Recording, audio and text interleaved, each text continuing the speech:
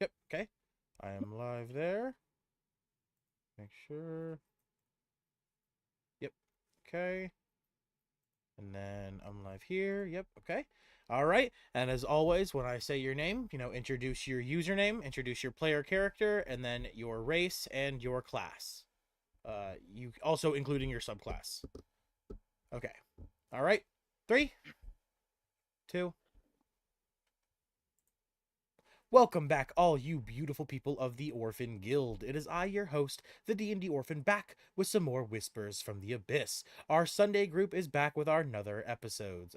With another episode, I should say. As always, I'm joined with our lovely and amazing adventurers, starting off with Twisted. Hello, I'm Twisted, and I play Vadigar, the Dwarven Stone Sorcerer. From there, we have the Zealot. Howdy, I'm Zealot. I play Nessa/Rook, the Battlemaster Fighter. We have Kareem. Hi, I'm Kareem. I play Emily, a College of Eloquence. College of Valor bard. We have Elf. the Godak. Yep, I'm Clark, playing Gadok, or Godak. I'm the total wildfire druid. And last but not least, we have Atlas. Hey, I'm Atlas. I play Atlan, Twilight or Blood Moon cleric. All right. And who wants to do what we did last week? Who wants to cover it and give us a little recap and earn a regular inspiration? I can give it a shot this time. All right, Twisted, take it away. Alright, so last session, following finding out that there's been runes placed around the town, predicting that the end is nigh, we went out and investigated somewhere, and then after our combat, we came out and then went to the training hall to speak with, I forget what's his name there. I don't have the Discord open, but to speak with a gentleman that was looking into the runes. Approaching the training hall, we could hear sounds of kind of like fighting and bickering on the inside. After entering, we saw the guy we were searching for in an argument with a strange lady that we hadn't seen before. Thaddeus's guard was frozen in place by some sort of magic. Upon asking about said magic, the lady he was talking to had a rune on her hand similar to mine, and I noticed the strings. So the dark mage controls things with strings like a puppet. And then we dispelled that, returning her to her senses, and she was very confused. And shortly after that, Thaddeus' guard transformed and morphed into a Crimson King. After defeating the Crimson King, we were able to speak, and it turns out that someone had planted one of the items on her body, similar to the scalpel that I picked up, causing the rune. And we instructed her to bring that to Thaddeus and not to let anyone else touch it, in case it happens to them as well, since he is currently looking into the runes. After that, they were named Ray and Belia. Yeah, Ray. There you go. That's who it was. After that, doing our downtime, I, Vadigar, and Godak trained in metamagic and sorcery points.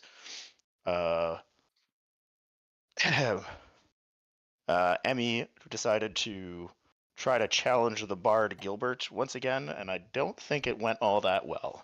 Showed up again. Ran so high. And then Nessa went and started learning blacksmithing from the blacksmith in town. The second day of downtime we did, Nessa and Vadigar started training combat maneuvers, the battle mastery combat maneuvers. And then I believe Emmy, you had seen something in a dream, so you went to try to acquire an item from the temple, I believe. I did. Yep. And then I acquired a broken staff with an eye and in then it. Godak, I forget what you did your second day of downtime. I think we did the sorcerer stuff mainly.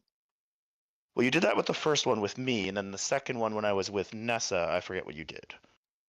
I think I might have just did. I think I did some dex training. Oh yes, he trained his dex trying to get his negative up. That is fair. And then Atlin was away for the week, so we don't know what he did with his downtime. I believe that was done over text. Oh, I don't think we ever actually did that. I think we'll probably have to do that first thing. We'll do that Okay. as the first thing we topic today. Then I'm not sure if I missed anything, but yeah, that's what I No, recollect. that is just about everything. Very good, Vadagar. If you don't already have inspiration, go ahead and take it. Well, thank you. Let me. I mean, I think the only thing we missed was that Emmy went to Thaddeus and got it fixed. Yep, got the staff fixed. Yeah. Yes, indeed.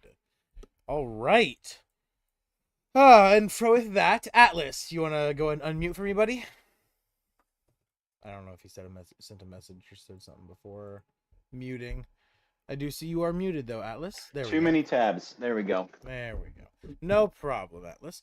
Atlas, we're going to go and pick up with you. While they were all, doing what they were doing, you were by yourself the whole time, or maybe spending time with your wife. What were you doing? What I'm going to do is I'm still gonna, training to the spell thing, being able to affect things with in my Priest aura. Coxey. Okay, gotcha. So, getting back from the last adventure, while the rest of the group goes to venture off and talk with Ray, you, however, decide your attention more than anything. You need to continue your work with the man. So you head to the temples late at night to join him in some late night practicing. So what we're going to do is you get 4 rolls, same rolls as what I've been giving you before. I believe we've been doing wisdom and religion, right? Or wisdom and arcana? I think it was Wisdom Arcana, but either way, whatever you want. Yeah, I'll do wisdom and arcana. Okay, I'm gonna guidance my wisdom. Roll 1 is why did that give me 16? Oh, it's total. No, that would be 17. Okay. A natural 20 Ooh, to damn. make it 25. 2 9s. Wow, sick. That would be 14. 14. And last wisdom roll is a 19. Okay. So the 17.1, the 19 .1, and the 25.2.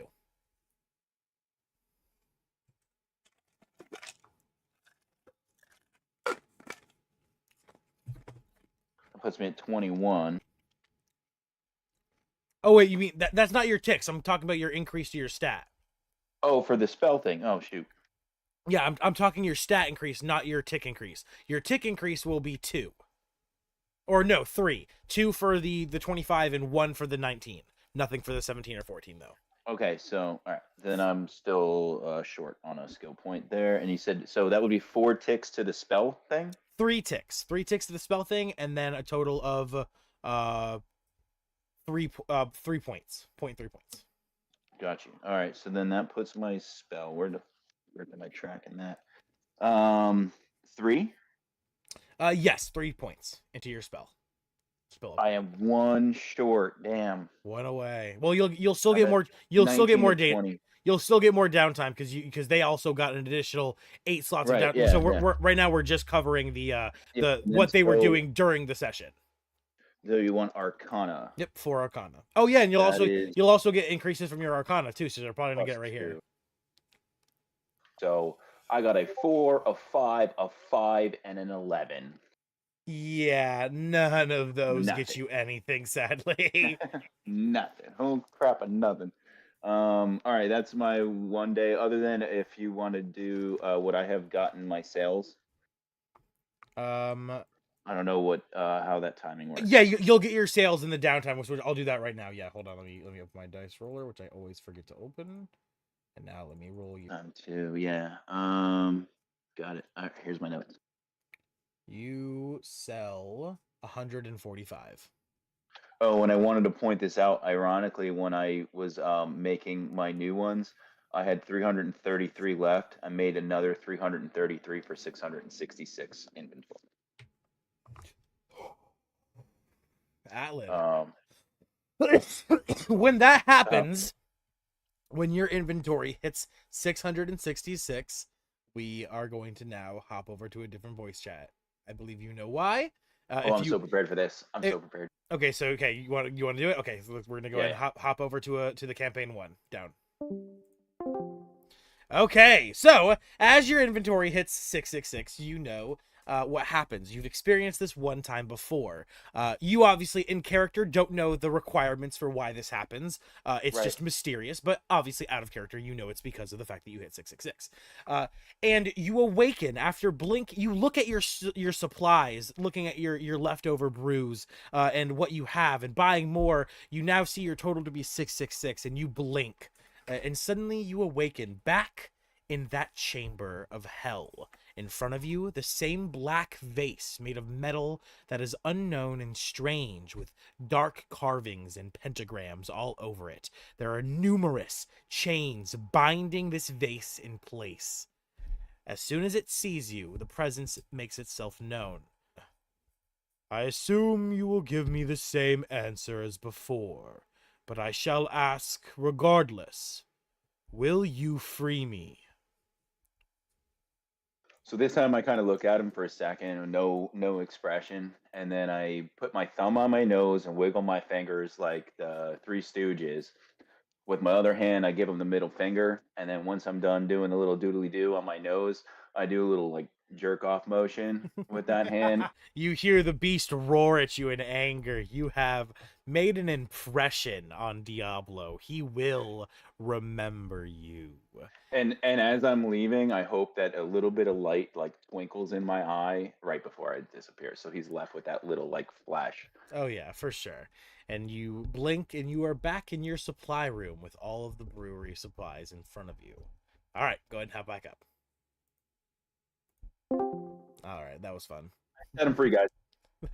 I am not going to confirm or deny that. I'm not going to fucking tell you if he did or not.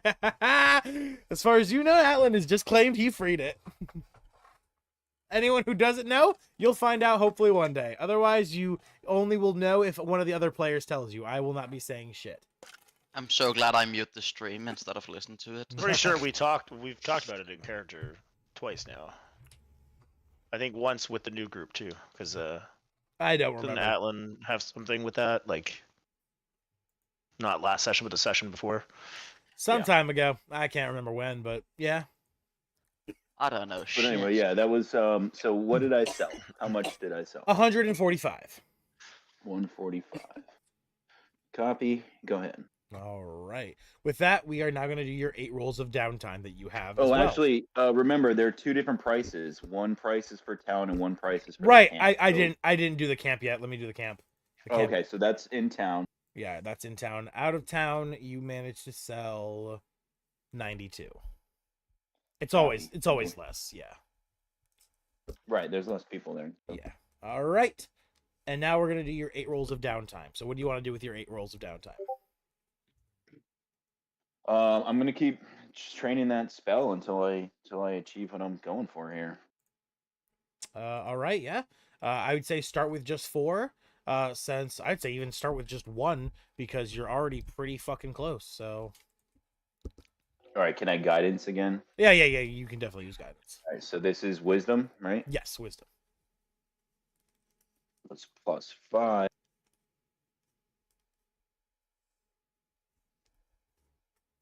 Oh, so close. It was almost natural 20, but it's a 19.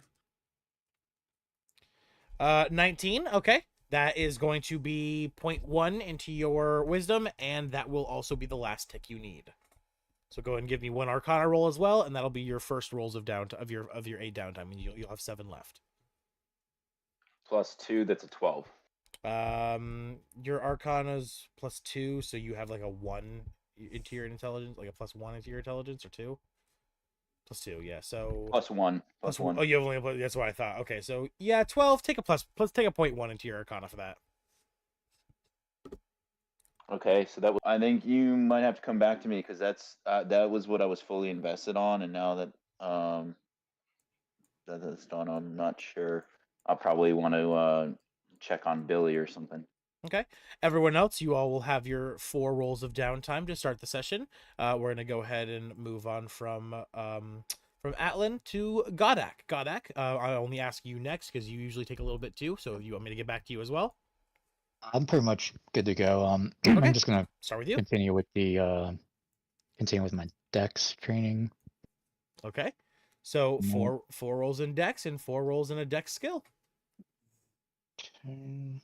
Dice trade. So I'll just go ahead and roll my 420s for the main dex. Then I just got -1. That sucks. At 3. It's either a 5 or a 8. A 6. 16 and 15. Okay. And the other 2 were below 10, right? Yeah. Yeah. So 16 and 15. The 15, I'm going to give you 0.1. The 16, I'm going to give you 0.2. So 0.3 total. Okay, so that bumps that to 0.8. And I'll go ahead and do, let's see, dex based ability. And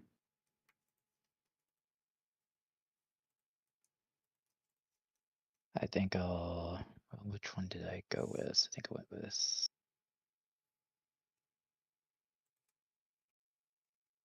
Yeah, that's right. I went with sleight of hands. Okay, so I'll do 4 for sleight of hands.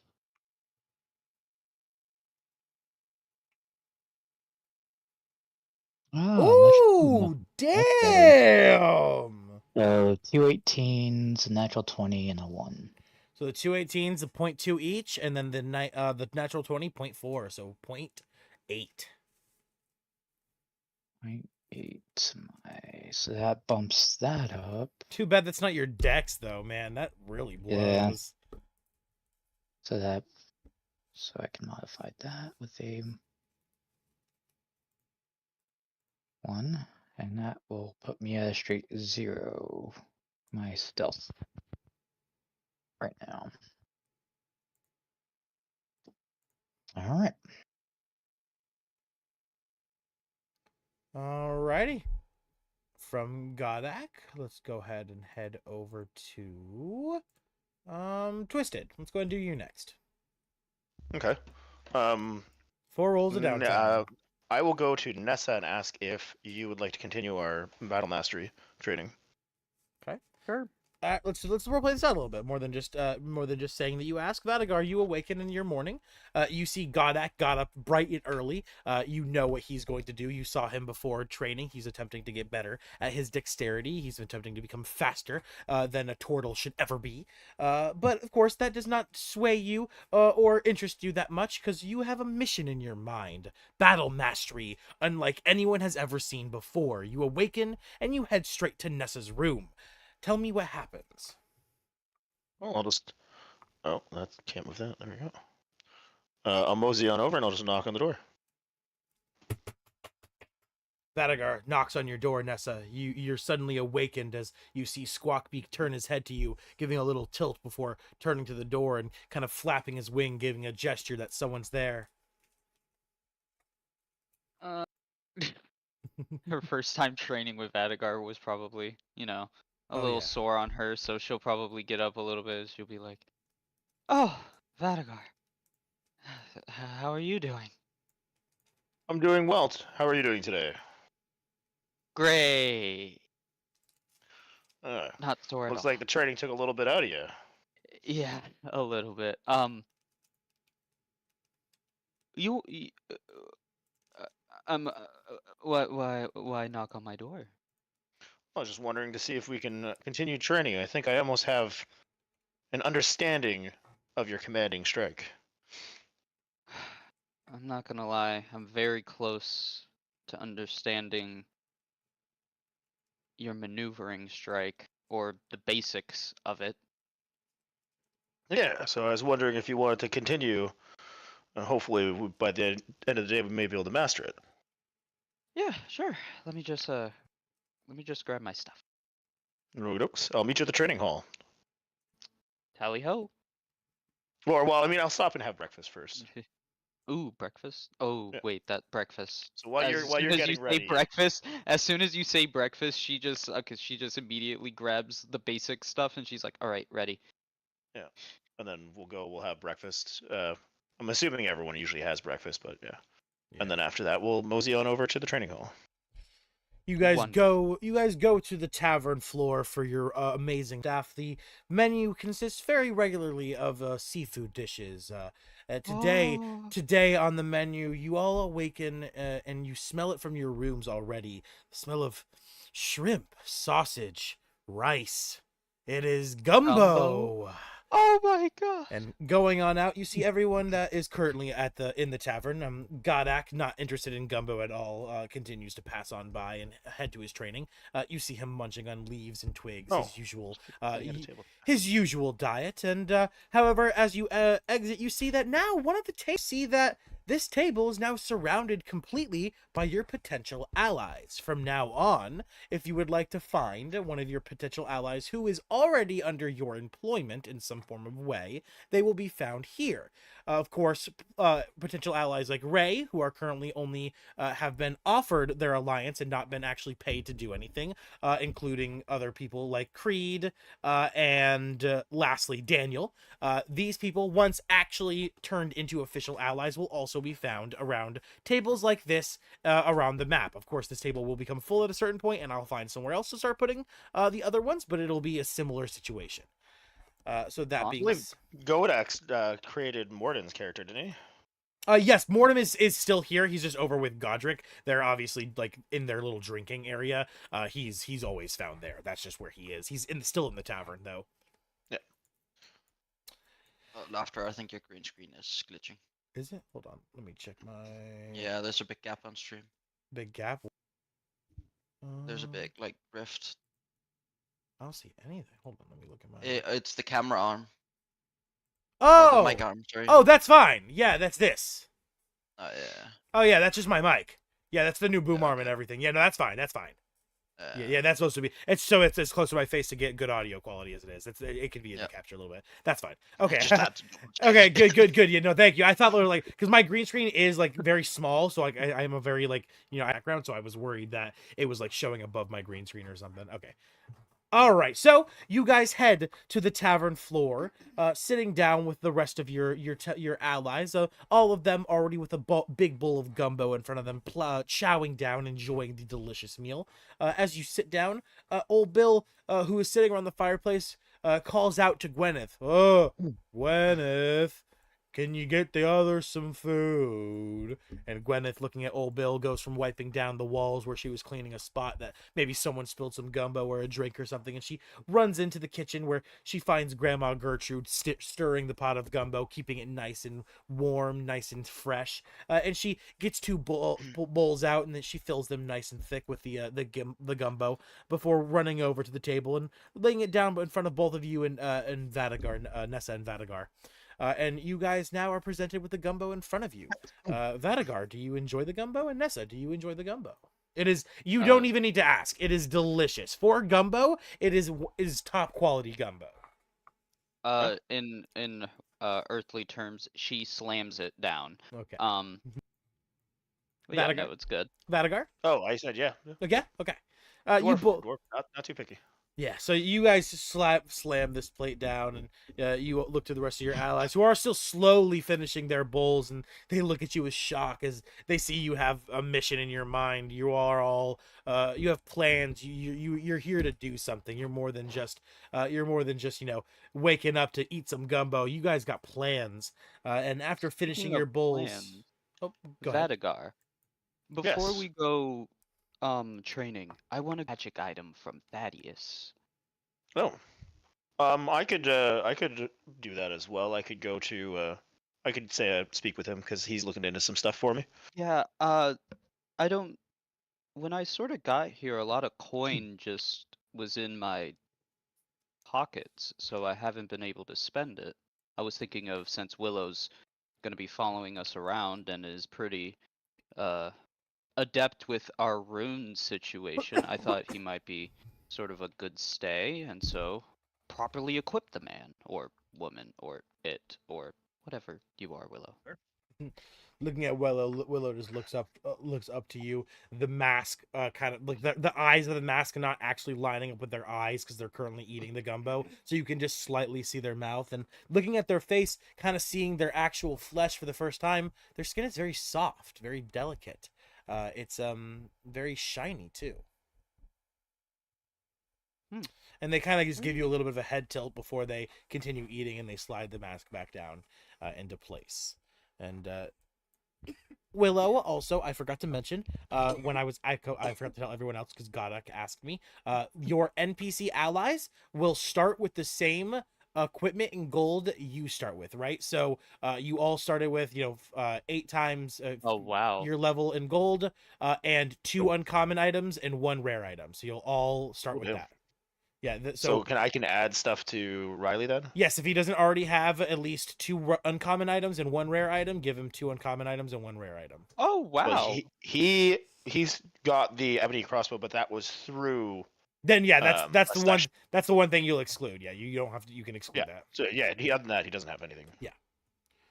Yeah, so so Will- I have to Will- yeah. give Willow stuff now. Wow. Yeah, 2 uncommon items and 1 rare item. Same thing goes Shouldn't for we Riley. have to know the good shit for all the other classes? All right. Okay, Yeah, well, so that I will have to actually think about, so that'll take some time. I'll Yeah, have to same modify here. it. Yeah, I yeah. will. I will. So- I think. Yeah. Let's start focusing Yes. on some. yes, Was 2 uncommon, stew 1 on rare? that. Yeah, 2 uncommon, 1 rare. Stew on I'll that just for a write minute. that down for later. Yeah, yeah. Get that. Just get that added to their inventory by next session is what I would suggest. Raj. In the meantime, Nessa and Vanagar, you guys head to Thaddeus or to Brood. Where are you going? I'm gonna head to Thaddeus real quick. Okay. With that new information, I'm still gonna head to Thaddeus, but maybe Okay. just to see his wares. Gotta give the local businesses some cha-ching. All right. You guys make your way through the town central square, walking past the usual strange sights of people performing and doing their thing. A large ruby golem with a guard standing on his back in the center of the Wait a town. minute. Does he have his new armor yet? Yes, he does have the new armor on, but I don't actually have a. Sadly, I can't edit It's the fine. image. It's fine. It's Yeah, fine. It's but, fine. It's fine. It's fine. I just look at him and I'm like, big guy, how's the armor? He kind of scratches his beard and he looks at you and he gives a thumbs up. Good. I'm good. That's good. That's good. If you golem ever has a need beard? some tips. Yeah, you Yeah, don't he has a s- beard. You don't see the beard on him? My man's got the gnome beard. Yeah, No it's a- mustache, just Oh, I the see, I see, Amish okay. beard. That makes Yeah. sense. Yeah, he's got a big old rock beard. I never zoomed in that close, I guess. Oh. Honestly, Nessa just goes in there for a hug. Honestly, I'm not gonna lie. He just looks like a big lovable guy. He looks If down that's to okay. Yeah, he looks down to you and he just kind of gives a confused look, but then he opens up his palm and he puts out like one finger as if he was like holding up the number 1, and then he kind of just pats your back just very very lightly. Oh, Nessa. Again, this is like Nessa's few very times dealing with like magical creatures, so she's like, it's cool. It's just so cool to her. So you take a little pit stop at the big old boy before making your way to Thaddeus, where you find Vadagar already inside, talking to Thaddeus. Vadagar, how did you get here so quick? And Elira, and he turns to you, and what does he say? Don't underestimate these short little legs. Yeah. Oh my god. Yeah, you gotta teach me but- that, man. I guess since I got here first, I would have asked. Good day, Thaddeus. Ah, good day, Master Vadagar. What can I do for you? Oh, well, I mean, kind of figuring out what kind of progress have you made? Have you spoken with Ray's wife? She should have came by yesterday. Ah, yes, Belaya. I did speak with her. Very interesting woman. Strange magic spells and turn them into orbs that she can throw from a distance. Very unique. However, I have not had the time to go over the artifacts she presented me with. I am still deep into delving into these notes of the Dark Mage. I'm finding out many useful informations and knowledges about his experimental creatures and these. He looks around to see if anyone's like looking at him or if anyone else is in the shop, and he knows no one else is. And he's like, the sciences. He says that in like a whisper, hushed voice, since it's just a no topic. Why is that so secretive? I've told you before, Vadagar, that priest Maxi and his kind do not take kindly to things that they do not know of, and the sciences are one of the sort. There's a church here? Nessa just says out loud. Nessa, yeah, There's you a think to church yourself for a moment, and you're like, oh yeah, that giant gold building with a giant symbol of the scales of justice on it. That's probably a church. And then you remember that Vadagar walked you around the town and gave you the church. How did I forget there's a church here? Nessa I don't just think says we ever out loud. gave Nessa a tour. I don't know if it was Of you. the I think church. Emmy might have done the tour, but I do Emmy know. didn't show me the church though. I do think they said We it. walked to the Walked down to stable. the stables. That's it. That was, Yeah, was there was that no it? actual. Went to the I know that stable. with most people that we've joined, we've done a tour of the town with them, but I think we never did that for. So Vadagar, you I feel don't like think we ever did that for Nessa or Ivara. yeah. So No, you- Ivara challenged you to a. Oh Yeah. yeah. Oh no, yeah. I challenged Ivara after Yeah. she started throwing shit. Oh yeah, true. Yeah, Oh but lord. yeah, we're giving Nessa or Emmy a tour of the city. You'll have to do that at some point in time. However, what do you Nessa, after asking about the church and everything, what else do you say? I don't mean to interrupt, but are you? Please do not laugh when I say this, but are you a magic man? Do you know the Magic Man? Do you Magic know the man? Magic man? Thaddeus The chuckles. man. Yeah, and this over here is a female version of myself. You could call her Magic Woman if you'd like. But our names are Thaddeus and Elira. Thaddeus, I am Nessa. This is Squawkbeak. You look to your shoulder and you see Squawkbeak's not there. Huh? Wait. You remember? Oh right, I was in such a rush that I grabbed all of my stuff and I went to eat, but I didn't get Didn't grab Squawkbeak. Squawkbeak. Squawkbeak's currently just chilling in its nest. He's fine. You got Vadagar I'll woke leave you him up. over here. Vadagar woke you up pretty early, so Squawkbeak That's wasn't fair. quite ready for the day. But yes, Thaddeus introduces he goes. himself. Yes, I am indeed a wizard.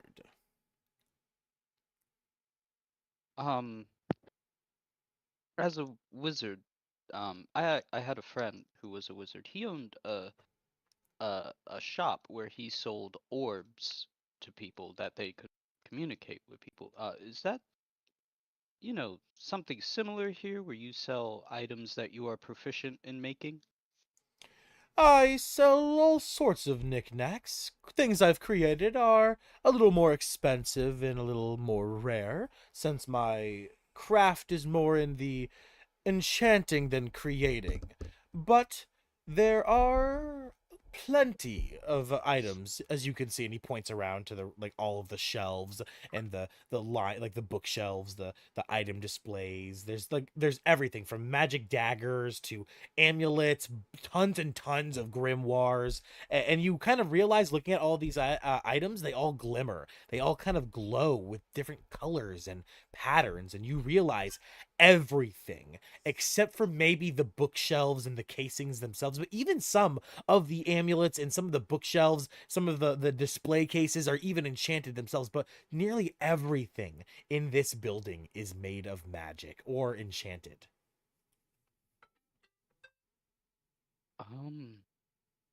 I was wondering. She just looks around in sort of awe, like a kid in like a can. Do you have like anything combat related, like swords, armor, and all that magical weapons like that? Oh, for sure. And he points over to a section of shelving and aisles that, as he points to it, you see the shelves begin to raise, literally lifting from the ground as a bunch of armor stands and different weapon racks begin to raise and lift as the shelves with the books that were once there begin to lift into the ceiling, disappearing into the ceiling, just fading as if they were becoming one with the building itself. And then suddenly all of the shelves that were there are gone and are now been replaced with a bunch of armor rack shelves and armor and the fuck, what's the other word, display cases and shit. I'm fucking blanking so hard.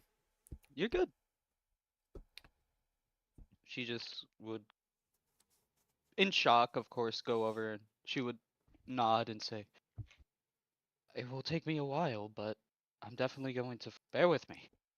Very well. Looking at the items on the shelves, you're not able to find anything of uncommon quality, of higher than uncommon quality, without actually having to have him give you assistance. So anything of uncommon or lower, you're able to find, no questions asked. However, anything rare quality or higher that you would like to acquire, you'll have to ask Thaddeus about, and he can come help you. He'll get a roll, and based off of the up to legendary being a ridiculously difficult roll, will decide whether or not he finds that item. I still remember Okay. getting a very rare on the first roll. Yeah, you got That lucky. sounds You got lucky as shit. quite- Yeah.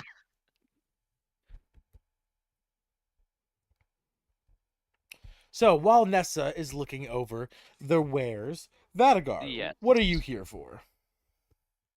I would like to ask him if he's made any progress with any ideas of how to remove the tattoo. He says, no, that's far.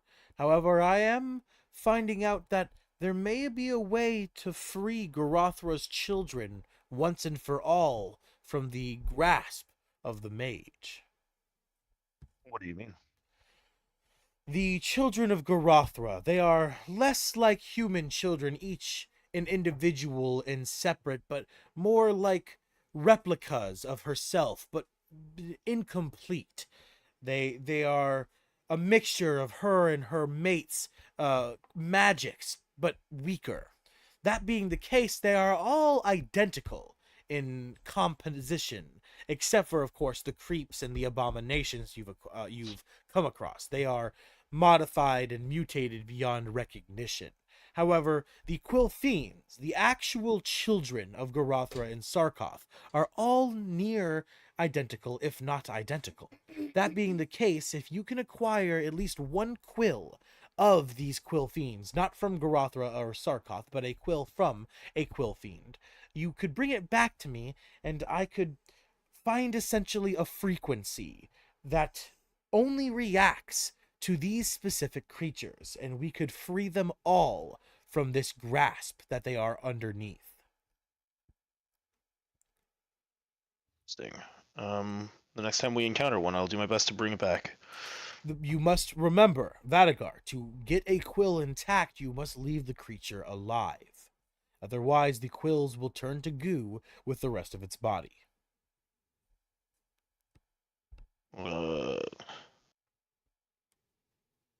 How, so just kind of I'm sure leave it alone. I'm sure seasoned adventurers like yourself could either find a way to cage it, tie it up, or simply get a quill and flee. It does not matter which method you use, simply the creature must live when you obtain the quill. After you obtain the quill. Yep. Well, banishment or, knock it out. Non-lethal damage. Polymorph, something, yeah. Yep.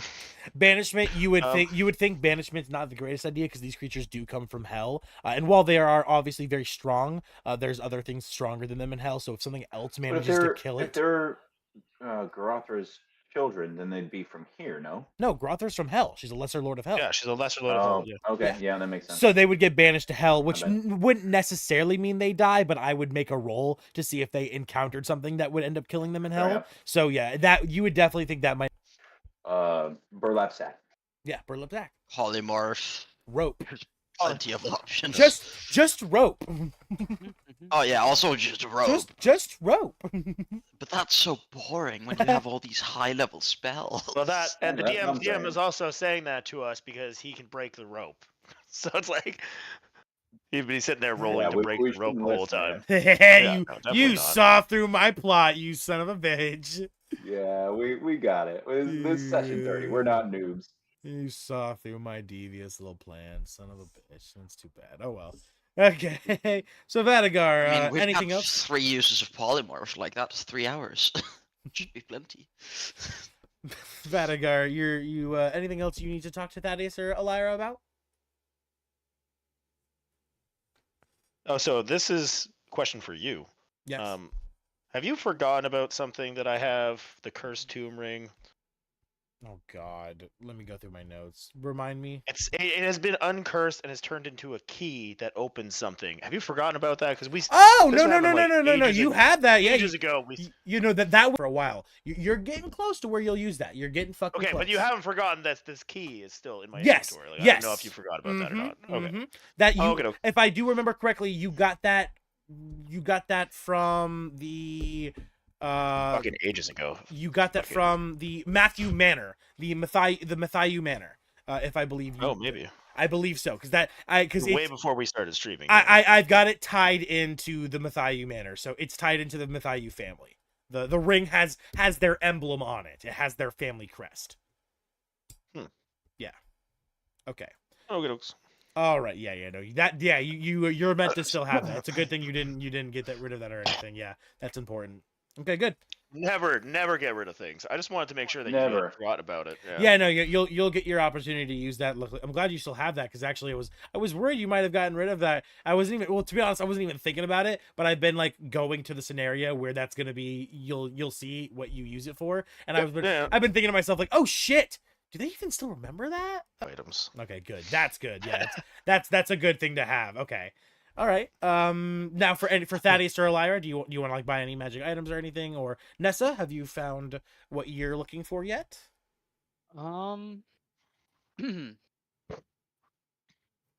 That is a hard question. Probably armor. Thaddeus would have also told you that common items only cost 50 gold. Uncommon items cost 150 gold. Awesome.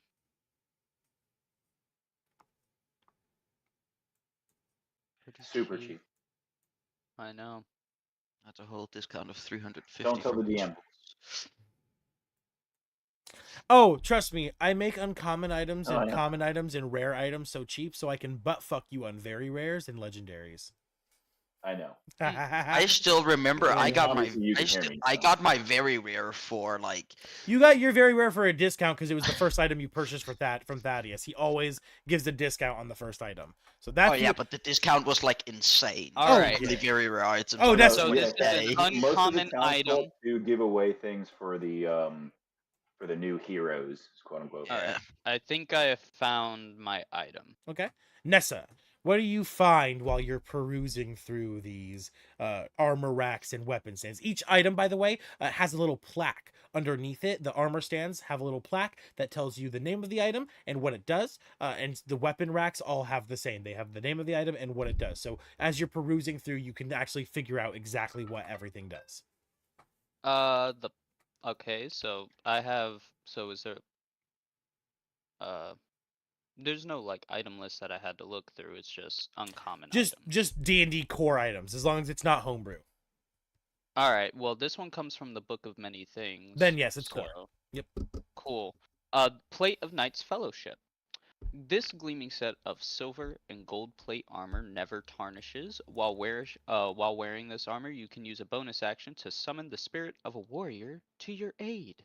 The spirit's corporeal form manifests in an unoccupied space of your choice within 30 feet of you, and it uses the Knight stat block. The spirit disappears after 1 minute, whichever comes first.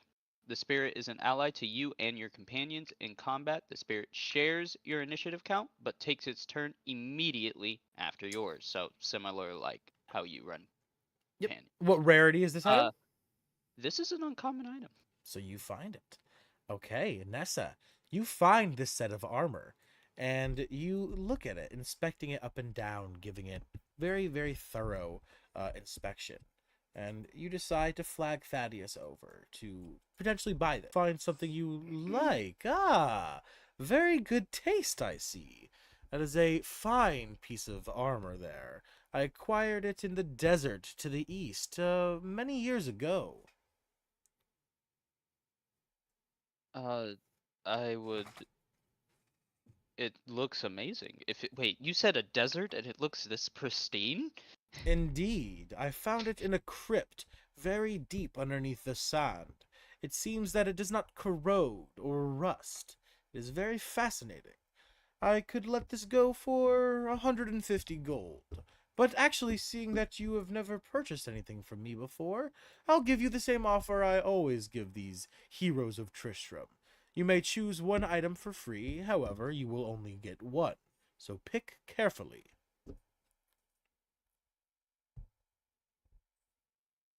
One item for free, Mm-hmm.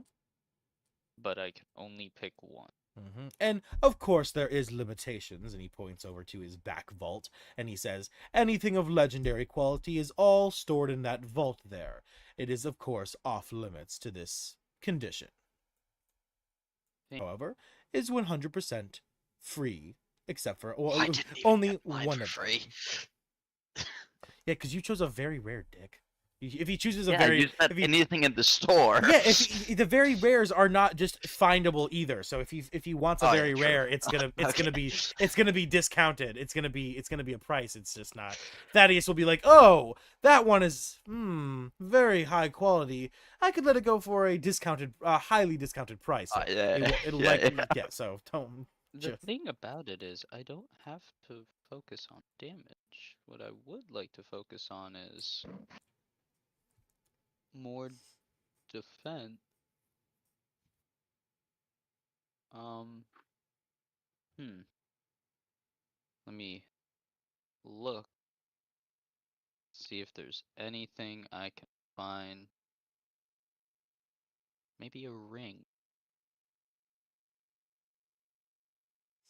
if you would like to look at the rings, they are over there. And he points to a cabinet that has a whole shit ton of displayed rings, just like slot after slot, ring after ring. Ooh. Let me see. The ring of protection is literally an obvious one to just be like, hey man, do you have that? That's a rare. Yeah, that's a rare. All right. If you want to ask about any rings of, not specifically ring of protection, but a ring that would give protection. I'm Yeah, gonna a ring that would give me protection. go ahead and make a roll. Oh, sorry, he does not find it today. It's a nat 1. Oh, that's fine. But I'm fine with the plate. Honestly, the plate of Knights Fellowship. Very well. If that's what you would like, no problem. Let me bag it up. Begins to lift as the stand itself begins to like shrink until it's so small that it can just float down underneath like the armor's different gaps and shit. And then the armor begins to float over to you, Nessa, and he asks you, "Would you like to wear it now, or would you like it in your bag?" Now, please, because that would look amazing. No problem. And Nessa, you blink as he snaps his fingers, and you looking down to your armor. Suddenly, you see that your armor has been replaced with the armor you have just purchased, or you've been given for free. And in front of you now, your armor is floating. He asks, "Would you like this packed into your bag, or would you like this disposed of?" Can I sell it? I do not have use of such things, but Brood would probably be willing to give you a few gold for it. Good to know. I'll keep it for selling purposes later. Very well. And your bag begins to, your inventory begins to open as the armor begins to shrink down till it can fit in your palm, and it slides just into your bag. And he flicks his finger, and then the bag. Oh, since I did get that item for free, I came here for a friend of mine, Willow. He is an efficient with daggers. On his behalf, can I buy? Since I got that item for free, can I pay for his item? Of course, if you would like to. I would never stop Awesome. someone from giving such a gift. pointing to the Awesome. daggers that are at the back, the very, very back where you're currently standing against the wall. The weapon racks begin to spin around, different weapons like orientating through until finally it's nothing but a wall of daggers. I guess the only thing I ask is, do you have any, well, the dagger that I, the player, am looking for is probably the Moonsteel dagger, which is a rare item. Okay. And I asked Thaddeus if he has an item that, would fit Willow in some sort of way. Something that glistens under the moon, similar to Willow's Yeah. armor. Very well. Very much. Make a roll. There we go. It's a 16. He does indeed find it. Awesome. How Each- much would that be? 250 gold. Ooh. But it's worth, because Willow could be even more deadly. Yes, I'll take it. Very well. And the weapon begins to float off the rack and over to you, and it nestles itself into your hands. And then the gold just begins to siphon from your bag and into Thaddeus's hands. I'll go give this to Willow when I get back from training as a little surprise. Very well. Have a wonderful day. I will say, Thank you so much, Thaddeus. I will say, Nessa, this will use one of your slots. That is fine. Vadagar, I would say you are fine, but you obviously will have to do one thing different than what you were planning to do because Nessa is down one slot. Gotcha. Because you only really ask questions. You didn't really benefit or gain from this at all. So I don't. Yeah, wanna, I didn't buy anything. I didn't want to take away your slot or anything, but yeah, Nessa definitely loses a slot. Shopping usually takes a single slot. Yeah, I Okay. accepted so. So Vadagar and Nessa, after doing so, or Nessa, Vadagar, you decide to do something with your time as Nessa's going through and talking with Thaddeus, trying to find these items they're trying to find. So you get to use your one downtime slot that you're not using with Nessa to train now. So what do you want to do? Okay, give me a second to pull up my. Sorry, I was looking through magical items to see if there's anything that maybe I'd want to buy, but quest downtime Yeah, ideas. you look at your robe and you're like, man, I'm fucking set, man.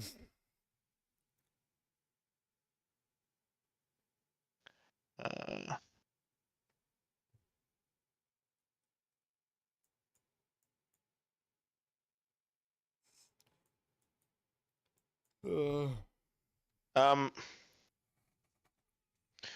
not 100% sure. I have stuff, but it's not like a one slot thing.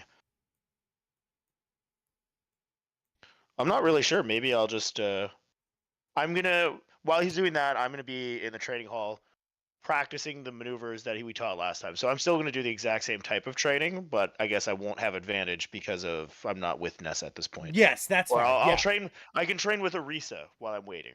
Okay. Because Arisa was the one that was teaching me this kind of stuff. So I'm just gonna practice on that. That way I can still get my advantage. Okay. You won't be able to work towards The maneuver. Yes, you won't be able to work towards the Nessa's maneuver, but you can still work towards benefiting, growing the one that you were working Battle with. Master. Yeah, your battle master. Yeah, exactly. Okay. All right. I believe I had you do wisdom, I believe. and Wisdom strength. and I want to say wisdom and strength.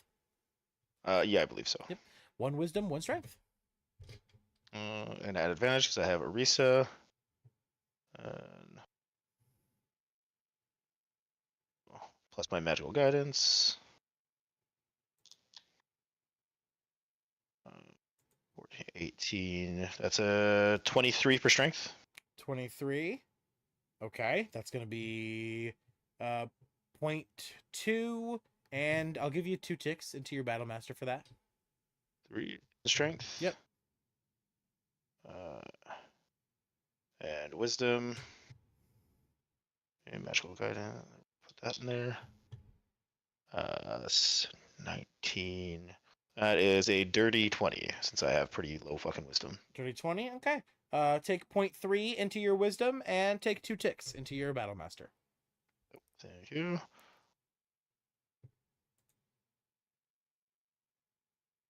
You said 2 ticks into battle master? Yep. 5. Perfect. Okay. And now, as you finish up with your little bit of training with Orisa, it's when Nessa walks in to begin your daily training. So 3 rolls from both of you in strength, and 3 rolls from both of you in wisdom. Oh, that's a start. Dice. Strength. These are just plus my modifier. At advantage. They're all at advantage. And an advantage because you got me. Yeah. All right. With. Ooh, wait. Ow. Advantage plus 6. Ooh, that's great. 15 for strength. 15. Rolling low. Yeah. Right. What's your strength modifier? My strength modifier is plus 6. Plus 6. Oh yeah, so 15. You get nothing. Yeah. That a guy. Magical guidance. That is a 19 plus 5, 24 for my strength. 24. All right. Plus your 24. Your strength modifier is a what again? 21. It's a Oh, my strength modifier is 5. 5. So yeah, plus 0.2, and 2 ticks. Am I still getting Battle Master ticks? Because One into each. Yeah. Now that you're working on both, it's split again. So 1 into each. Okay, then I'll just wait. I'll just do So can I decide whether or not I want to split or which one I put it into then? Yeah, that's So fine. just If, 2 yeah, ticks total? if you want to do that, that's fine. Yeah. Okay. And then I guess wisdom for Nessa. Yep. Wisdom from Nissa, and then wisdom from you, Vadagar. 20. Is that a natural 20 or a dirty 20? Dirty 20. Dirty 20. Okay. Your strength is a plus 6. That's a 14. That was wisdom. That was wisdom. I think your wisdom's Right. 5, isn't Plus it? 5. Wisdom's Plus 5, so that was a 15. Okay. Plus 0.2, and 2 ticks. Or 1 tick. Plus 0.2 into your wisdom and 1 tick. Oh, yeah, I rolled good for my wisdom. What'd you get? 2. So I rolled a 19 plus Zephyr's thing, which is 24, and then 26. My modifier is a plus 2 now. Okay, yeah, 26. Take 0.4 and take 2 ticks into both. 2 ticks into both. Hell yeah! All right. Yeah. So you said 0.2 ticks into that. Yep. And then 2 into your battle master. Or whatever you're working on with fucking Vadagar. Maneuvering straight. Okay. And you know what's funny is I started this campaign with a negative wisdom modifier. This kind of training has been definitely helping me. Oof. That's good, man. So next rolls there's a strength roll from Nessa. Strength. All right. I got you. 21 that time.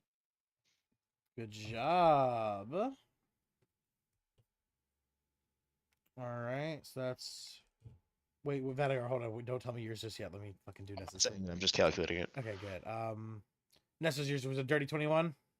Yeah, dirty 21. And that was your strength, so Strength. 0.2 and 1 tick because your strength is 6. All right, I'm at 6 ticks, baby. Let's go. Oh.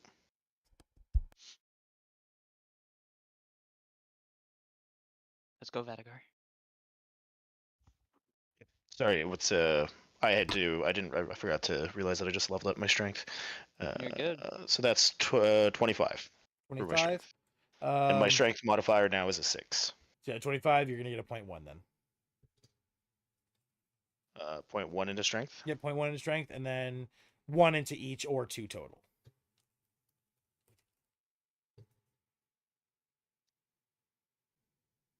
Right.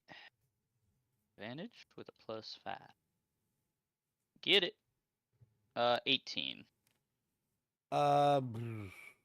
That's not great. I'll give you 0.1. Yeah, not good. 0.1 and then 1 tick, but that's it. It's not a great roll. That's fine. That a go? A 14. 14. me. That gets 14, take 0.1 as well, and one into either one. that One actually more will. round of rolls. All right, one more round of rolls. Nessa, strength roll. All right. Big guns. 21. Not natural. 30, 21. Okay, same as Yeah. last time. 0.2 and one into what you're working on.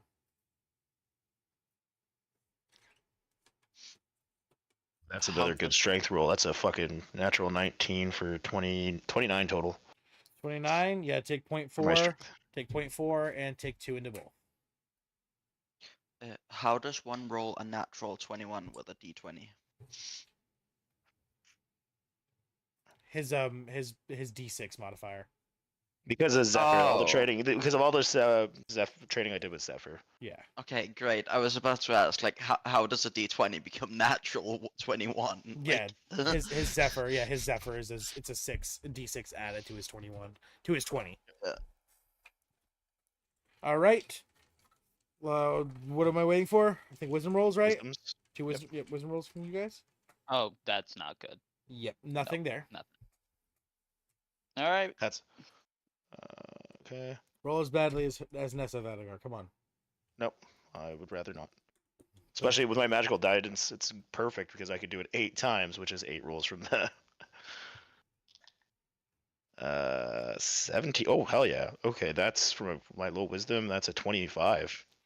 Yep. 0.4 and 2 into each. Damn, you fucking went crazy with your wisdom today. Yeah, I got some nice rolls like 19s and 17s. All right. 0.4 you said? Yep. 0.4 and 2 into each. Okay. I'm actually done with commanding strike. Do I get 4 points towards Battlemaster? Or just 2? 2 towards battle.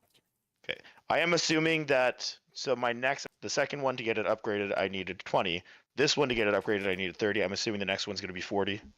Yes, correct. Perfect. So 1 of 40. And with that, I have another superiority dice, and it gets stronger. Yes. All right. And that will end Please. Nessa and Vadigar's downtime, which means we have 2 people. No, 1 person. Nope. Yeah, 1 person left for downtime.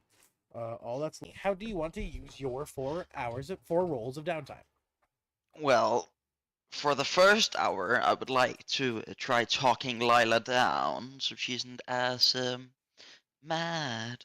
Okay. I'd say roll charisma. Just a flat charisma or persuasion? Charisma and persuasion. We're gonna act as a We'll act as if this is a training exercise as well. Okay.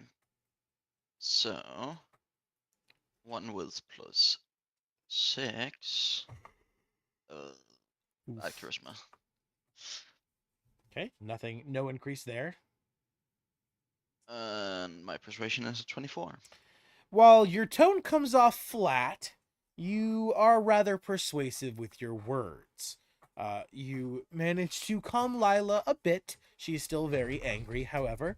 But you do also get a. Great. So she's still angry. That's actually fine. She's still angry, but not as angry. She's begun the process of, fine, I guess you fucking had to bring me back. Great. Then I would like to inspect my quarterstaff. Or the magical stuff. You begin to look and inspect your magical staff, and while doing so, you get the feeling that maybe you should meditate with it. What do you do? I meditate with it. Doing so, you begin to close your eyes and chant your mantra, saying something over and over again till your mind is so clear that it's as if you're in a never-ending field of reeds, calmly walking through this peaceful and pristine place. And that is until you see in front of you your staff in this field of reeds, this new staff you've acquired. The strange head shaped like obviously what we know to be a microphone in the real world, but shaped like something you've never seen before. Its eye begins to open, and as its eye begins to open, you almost feel as if the reeds are listening to you, like a crowd of people waiting for you to perform. What do you do?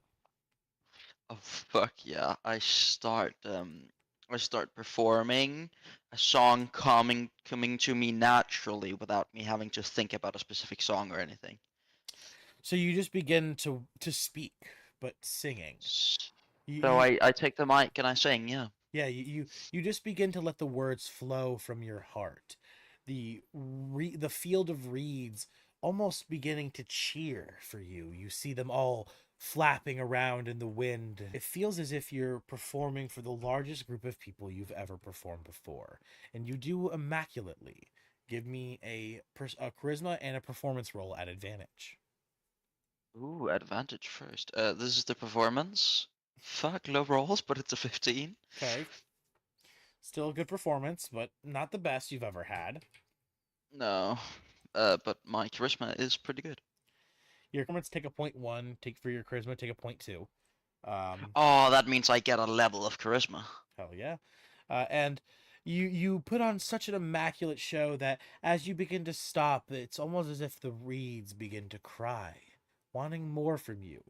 This emotion and this feeling kind of swirls around, creating an energy, and that energy slowly begins to siphon into your staff. Yeah. The eye, its pupil changes from black to gold, similar to that of your magic is gold, correct?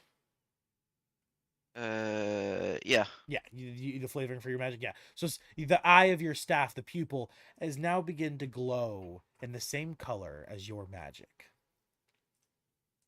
As your performance ends, the world around you begins to fade back to your bedroom. The field of reeds slowly beginning to disappear. Yeah. You feel like you've begun to build a bond with this item. Now, what would you like to do? Um. What would I like to do? I will actually go to Thaddeus. I have some things to buy. All right. You head to Thaddeus. Thaddeus, you guys both used. No, actually, never mind. I'm incorrect because your first roll was with Lila, so you would have finished talking Lila down as Nessa was leaving Thaddeus. So as you finish this encounter, go ahead and make your way over to Thaddeus. You enter Yep. Thaddeus's magical shop after walking through the town center square, seeing Gorath, the giant ruby golem with a guard sitting upon his back, and some people doing their things. A fellow bard playing their harp throughout the streets of Tristram, trying to make some money. And then you finally make your way to Thaddeus as he is working hard. He was given by Vadagar. He does not see you approach, however, Elira does, giving you a smile and a wave. She Emmy just waves. She speaks to you. That? She speaks to you, saying, "Ah, Emmy, Thaddeus is currently busy, but if there's anything I can help you with, please, don't hesitate to ask." Thank you. For now, I will just look around. Very well. If there's any sections you need access to that currently aren't available, please let me know. I will. Um, You begin to so peruse. so I will wander around a bit, and I will find, as I wander, I will find a dagger of warning. Okay, so you actually entering the shop, you notice that a section to the right that normally was books has now been replaced with a section of armor stands and weapons. Specifically, the back wall is lined currently with daggers already. It's almost as if it was meant to be.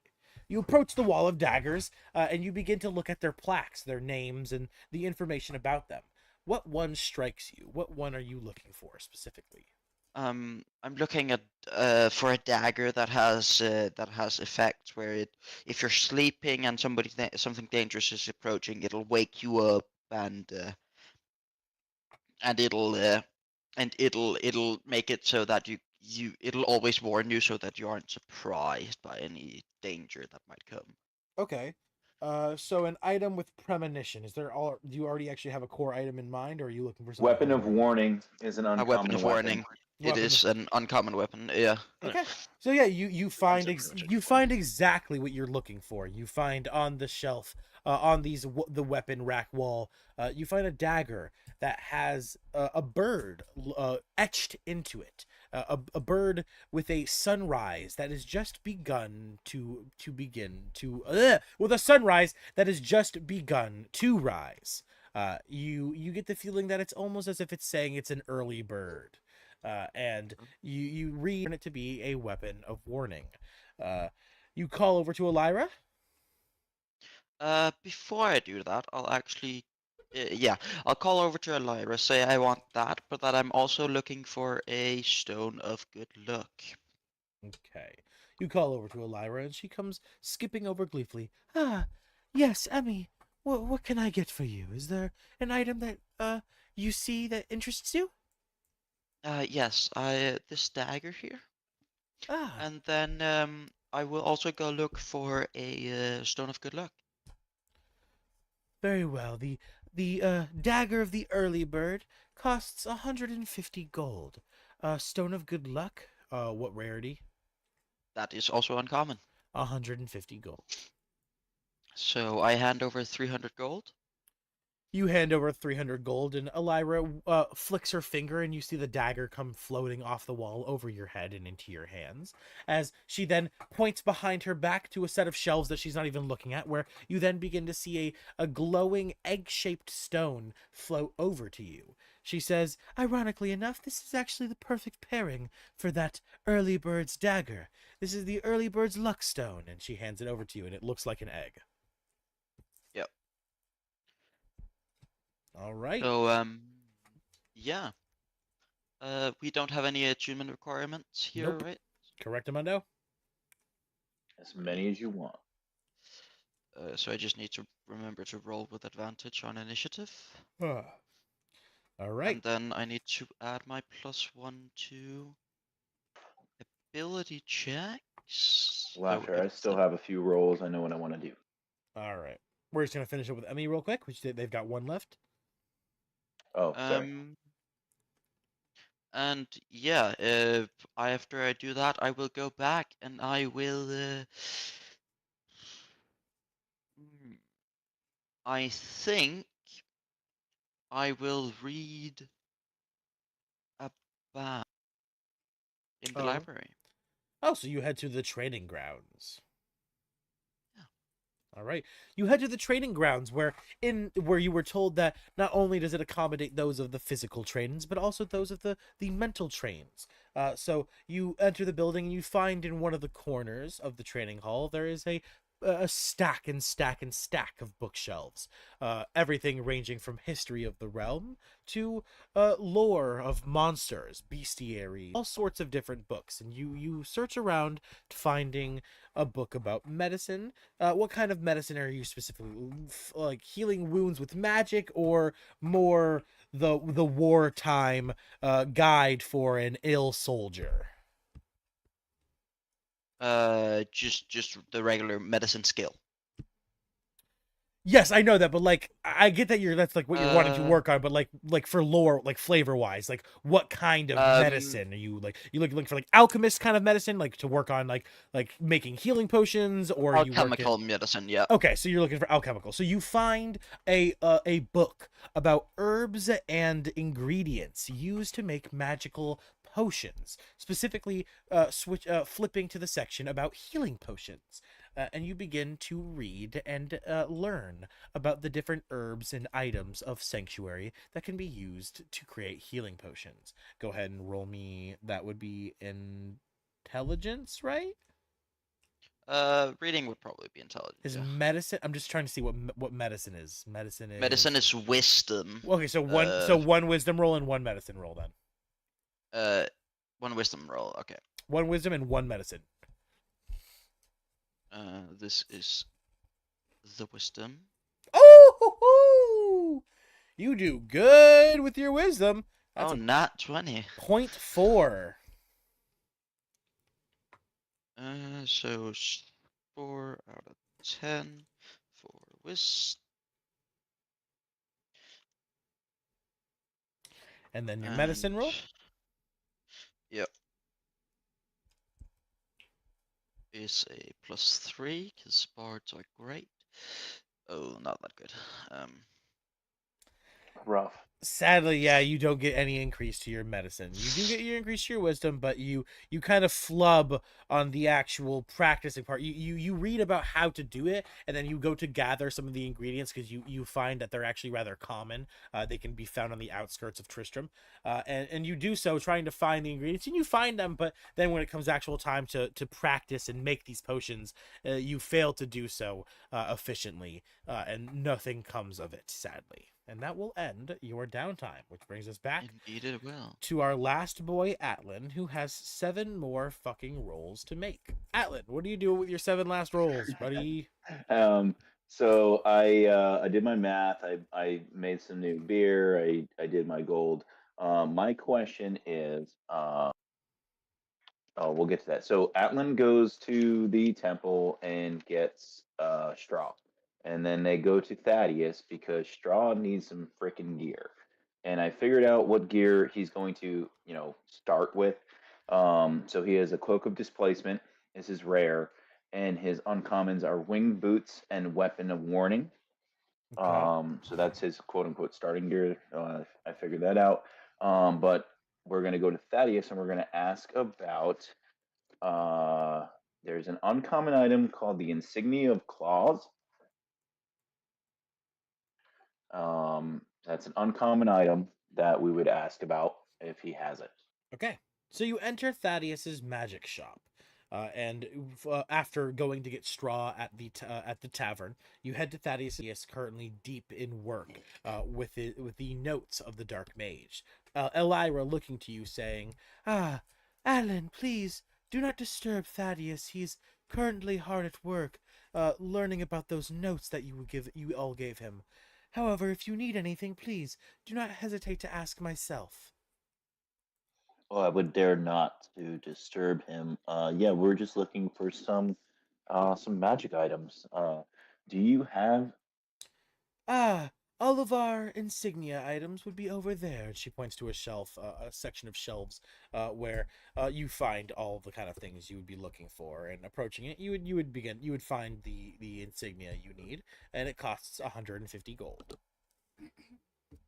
Okay, we will Just, take that. hey, Sorry, brother. Alan. I'm not sure if you know about this item. There's another item that you could probably get for straw that's specifically for monks. What's that? The dragonhide belt. Dragonhide belt. Let me check. It's from This finely Fizzlands. detailed belt is made of dragonhide. While wearing it, you gain a bonus to your saving throw DCs of your key features. Ooh, Of your key features. So, an uncommon. If the belt comes in uncommon, rare, and very rare, which is yeah, sure. +1, +2, +3. And Oh then shit! Regain action points. yeah, Key points. so like you could get the uncommon one, but you can Okay. also look for a rare one. Yeah. Well, I have a couple of rares. Let's see. Let's see how the DM is rolling tonight. So potentially part of the purpose. I would ask Elira if she has a ring of freedom of movement or That free is, action. that's a rare. It is rare. Okay, make a roll. An 18. They find it. 250 gold. Sweet. 250. All right. We're still in the price range. And then this is probably harder to find, Elira. Do you potentially have or can find for me a staff of striking? Very rare. It's a very rare. All right. That's a lot harder of a roll. Let me see here. Lowest of the. Nat 20. I'm sorry. Sadly, it was the exact opposite. The lowest roll is a nat 1. All right. We'll come back to Mari. Actually, but two. then Actually, oh holy shit! No fucking way. You want to know actually what I just rolled? A Yeah. nat 20 and 2 nat 1s. I just realized that. I look. The dice roll is a little like zoomed out. Oh my god, that's a nat 20 and 2 nat 1s. That's the funniest thing ever. Okay, so So yeah, it's a fail. it's a fail. Yeah, the nat 1s to oversee the What? nat Okay, 20. Yeah. got you. All right. So no stab or striking. How about what Vadagar just mentioned? The dragon hide belt. It's let me shoot for a rare. Rare. Try Okay. for a rare. Reset. That's a single roll. And you got an 11. That's over 10. They find it. And the cost is 250. 250. So altogether, you're spending 650 gold. 650. Yes, I would like to complete my purchase. All right. You have 6 slots of downtime left. That uses your 7th slot. Your second slot. So you have Dude. 6 left. I figured that would take more time. Let's go find Billy at the training hall and help him train to become the best barbarian there ever was. Hey, yeah, I'm not even gonna lie. I completely forgot about Billy's training.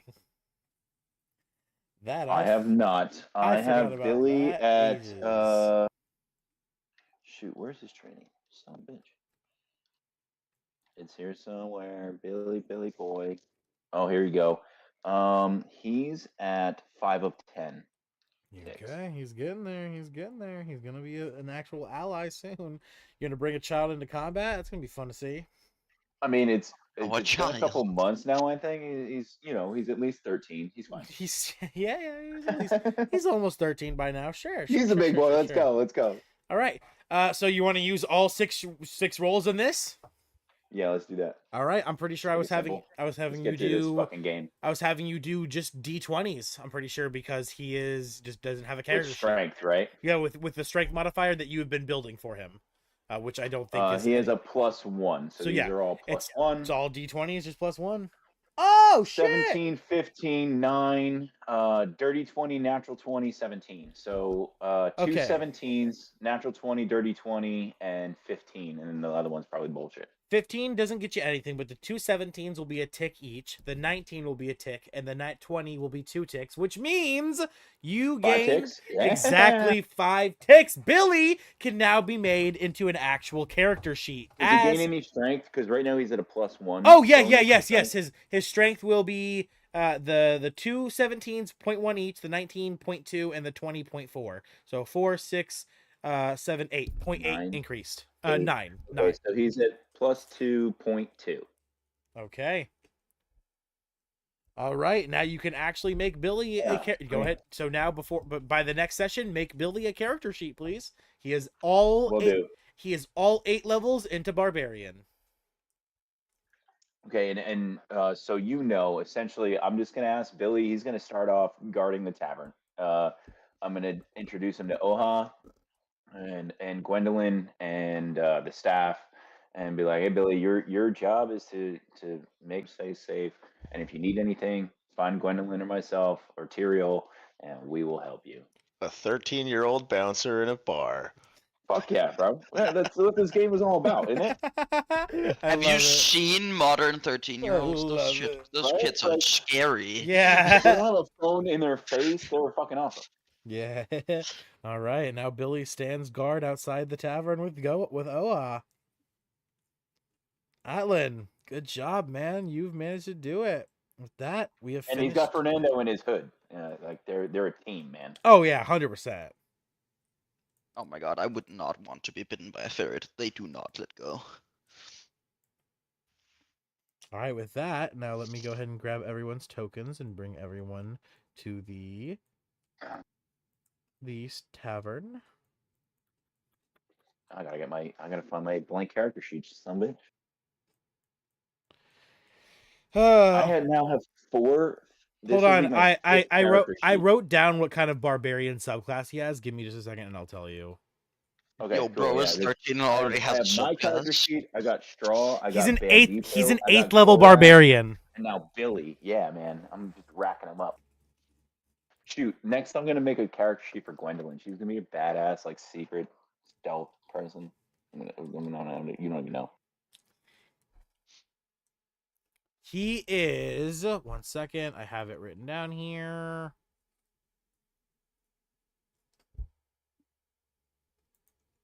Stormcaller or whatever it is. No, he is. Path of the Zealot. Oh, hey, yo, child Received. doesn't die.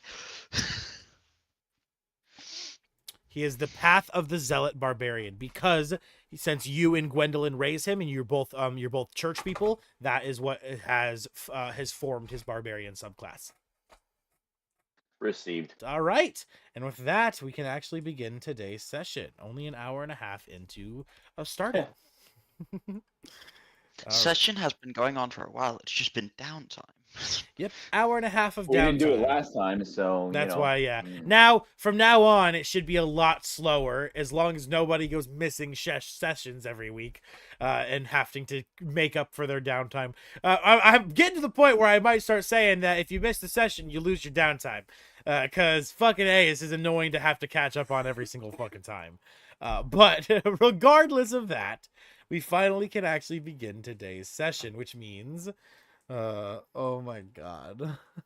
You guys all make your way after your morning rituals. You all, go off. Vadagar, you and Nessa go off to train. Atlan, you train Billy. And Emmy, you did your meditation, talking with Lila, and then everything else. Where did you go? Hold on, you're not even on my screen any longer. I should have ended in the training hall. There you are. Yep. I don't know why I didn't move you. My dumbass. All right. And after all of your morning, your way back to the tavern center fireplace, where you all sit down. And now let's go ahead and start the role play. So, what do you guys all do and say as you all see each other begin to accumulate? The first person to arrive, I would say, is definitely Godak. He got up first, he finished his training first, and he was chilling around the fire waiting for all of you first. From there, I believe Nessa and Vadagar come in after him, followed by Emmy, and last but not least, Atlan. Go ahead and take it from here, guys.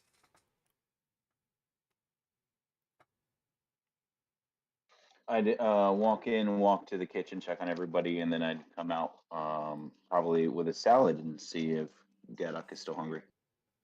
Godak. You walk over to Godak with a nice fresh salad, and Godak, you remembered smelling the smell of the gumbo the morning, but it didn't suit you. It wasn't what you wanted, so you simply just grabbed some leaves and some twigs. But now you've been placed in front of you a delicious fresh salad. What do you do? I'll say thank you, and I'll grab it and eat. And I look around. Anybody else need anything from the kitchen? I imagine at this point, Emmy would walk in and say, "Ooh, a salad. Can I get one with chicken?" Surely. You walk back to Anyone else? You walk back to the kitchen, and you get Emmy's chicken salad, and you bring it to them, and you hand it over. And Emmy, it's very delicious. It's nice, fresh made. You can tell that a grandma made it with love. Oh, those are the best sandwiches, or salads. As she sits down to eat, she'll slide her dagger, her newly bought dagger, into a sheath at her hip. All right. Vadagar, Nessa. I'm just chilling. Having whatever's breakfast has been served. I'm not gonna request anything specifically. You're having more of the gumbo. Yeah, Sure. pretty much. Leftovers. Yeah, you Someone's got to eat them. Yeah, you eat more. Yeah, Well, I it's agree. still the same day. It's you guys just did all of that stuff in the morning, came back here, and now we're going from the same day. So it's still the same breakfast. So you had the breakfast you ate before you rushed out, but now you've gotten back and you're able to sit down and actually enjoy your meal and have a little bit more. So you have a little bit more gumbo. Nessa, you doing the same. You chow down, and Godak and Emmy eat their salads. Atlan, do you have a plate of the gumbo? Yeah, I'm probably snacking as I do go about my business. And then finally, everyone gets about done with their food, and it's time to actually start with whatever you guys have on your docket to do today. Which, if I am correct, I believe today is the day. It's time. It Finally, is. yes, we were supposed to do this like 6 sessions ago. Yeah, like it's time. Let's do it. Yeah. Tyrael looks to you all and he says, "Going to handle the Kingpin and Priest Maxi now." Yes, it's about time. We're going to try. I I'm think. sorry. We're going up against a priest. Oh yeah, they don't know. I believe we did. I think the first session we did talk about the Kinda We did know, I explain think. the You did not. underground. You I don't you- think we you- tied it no. into the priest too much. I don't Emmy's on board with remember. anything, honestly. I mean, I'm on board with it. Look towards Atlan. You know him as the religious guy. He's like, yeah, this is a bad seed. We got to take care of. Yeah, Okay. Tyrael looks to Nessa and Emmy and says, "Priest Maxi, it turns out, is not only a snake of a man, but he also is related to the Dark Mage," he says in a hushed tone, looking to the rest of the tavern, making sure nobody undesirable is going to hear him say this. And he says that it would seem Priest Maxi and the Kingpin of the Underground's refuge are collaborating, working together of some fashion underneath Okay. the Dark Mage. Well, If That I was if I rem- undesirable. if I remember correctly, the plan that Vadagar, Godak, and Atlan had created with some other fellows is that you will split up into two separate groups, a healer on each, a fighter on each, and one of you will have to sadly just join the other group. So it will be an odd number. One of your parties will go and distract the brother of the Kingpin, the Gorb, a wall of flesh of a creature who sleeps in the arena at the center of the battle of the Outlaw's refuge. He sleeps there because he's always waiting for a fight. At any point in time, he will accept one. While one group of you fights him in a distraction, the other group will sneak into the Kingpin's bedroom, where you will slay him, hopefully while he still sleeps. Otherwise, you will have to do battle with the inbred dragon.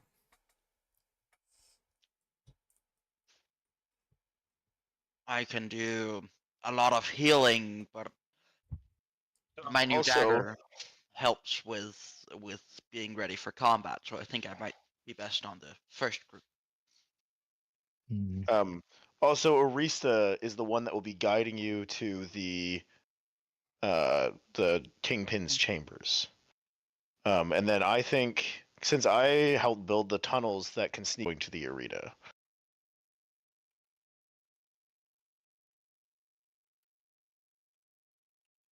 What do you? You guys just tell me where you want me. I will go where I'm needed. Emmy, what did you say you Preferably- wanted to be? I am not the Um, stealthy type, so. Well, points Emmy out. is okay at stealth, I guess.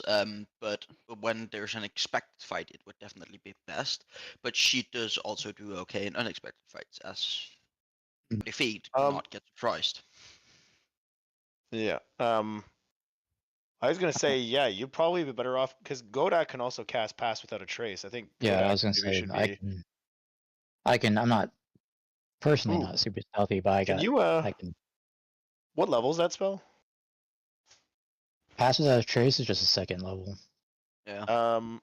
Okay, what do you have for your third level spells, real quick? Because maybe I can change up my spell for my the rings, like my ring spells Oh that I shoot! use from You you. use you. Well, you guys have just said it that you guys always just recharge them at the end of every day, pretty much. Okay, yeah. Let's just quote. Yeah. that. Well, I have Um, I mean, my third. Man, I kind of have a pretty large I can list pull as up. far as what I can Here, prepare. I'll just Um, look it up real quick because I also have a druid that has access to third levels, I believe. Where Like is it? that. I mean, Lila can also turn invisible, as can I.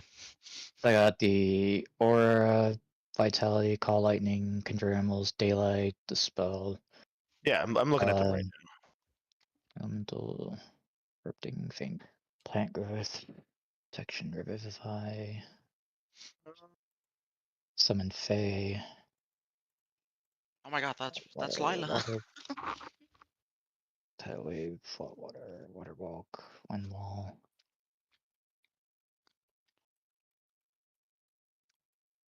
Yeah, I will. I'll just if you want to give me pass that a trace, and I'll take aura of vitality.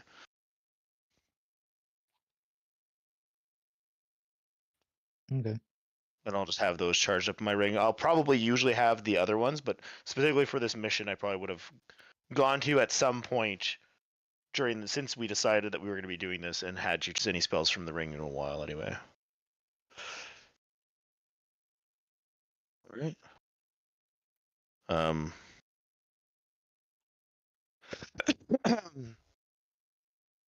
What about? So we need a fighter on both sides, though, Nessa.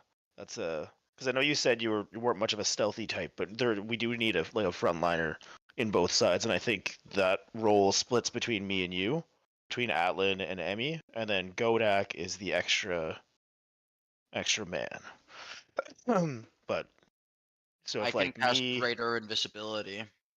yeah, I was gonna say if me and Atlan want to go towards Gorb in the arena, he can bring Straw. I can bring Sarkoth or something. Can I bring Sarkoth there? Sarkoth, no. Sarkoth and Garothra are too big to be able to go down here.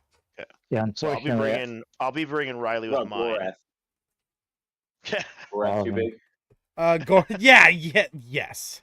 Just checking. fortune things kind of preoccupied. If that wasn't being used, technically we could bring them all three, but Yeah, I need to get me But- one of those pocket dimensions.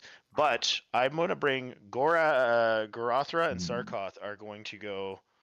So where's my Discord? Or, sorry, where's the owlbear? I've got an idea for them, and we're going towards the arena. Riley's obviously going to be coming with me. And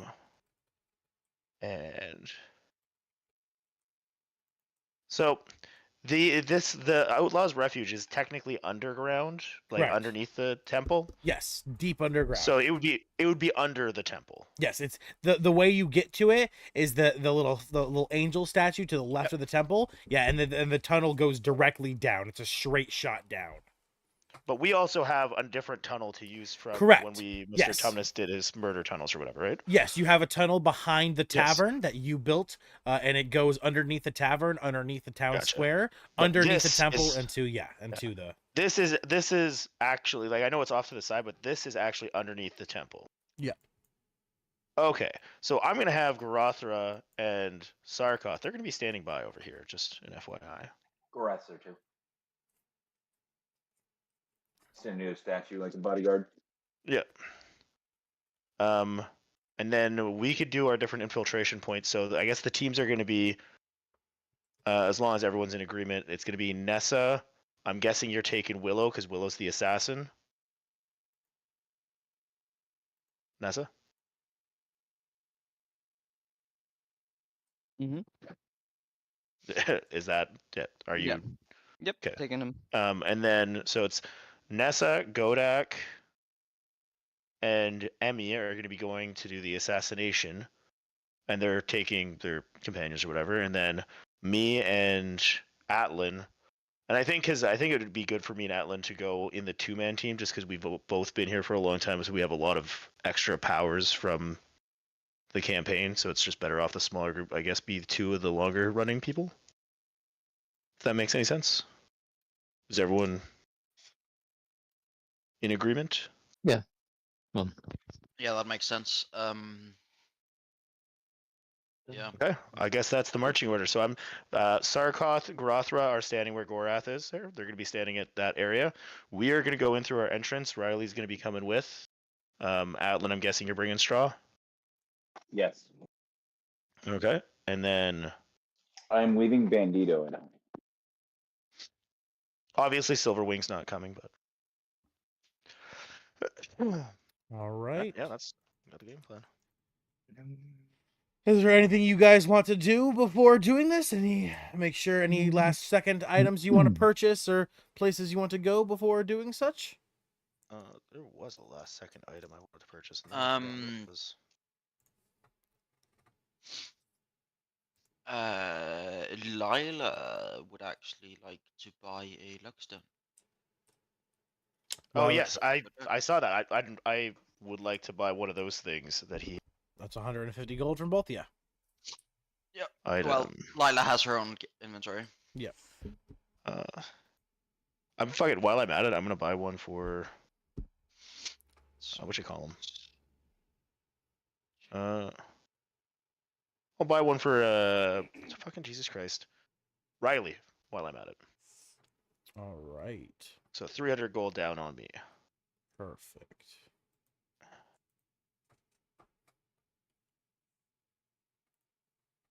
One second.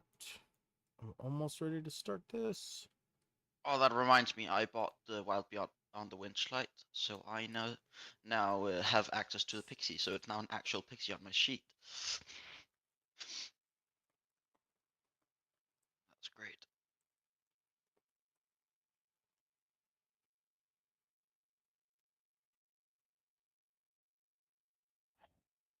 Is that your inventory? Now the real question is this gonna automatically? Okay. All right. No. So you guys, are you guys all ready for this? We're ready to get started. Yeah. Maybe. Obviously, once I don't know if you need to change the map, but once we start moving through the tunnels, I guess respectively, we're each going to be casting our pass without a trace.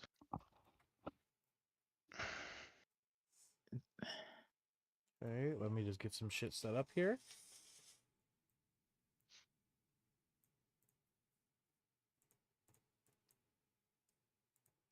And yeah.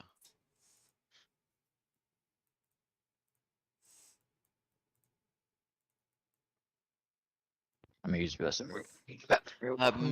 Laughter, quick question. What's up?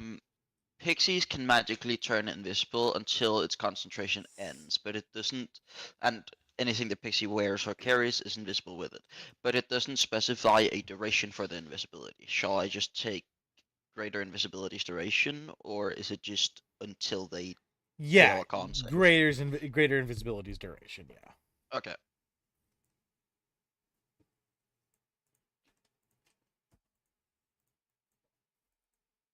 So a minute. Okay.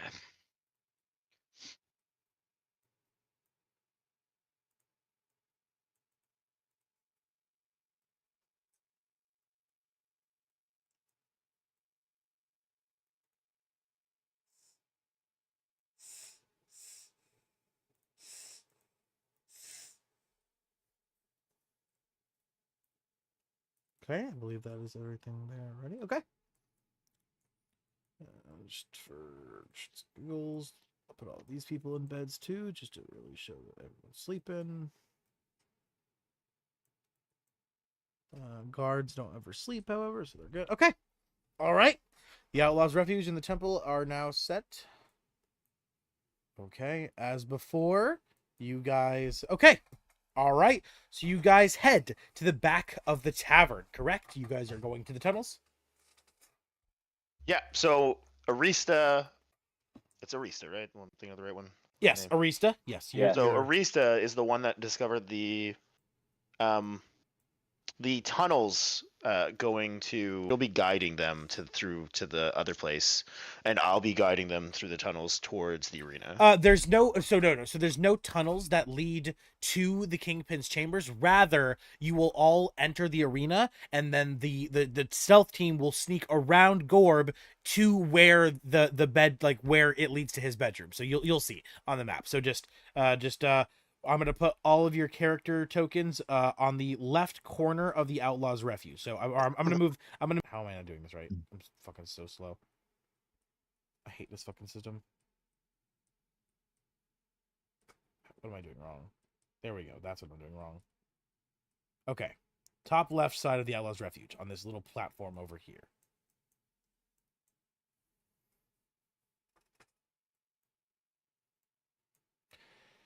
Okay. So,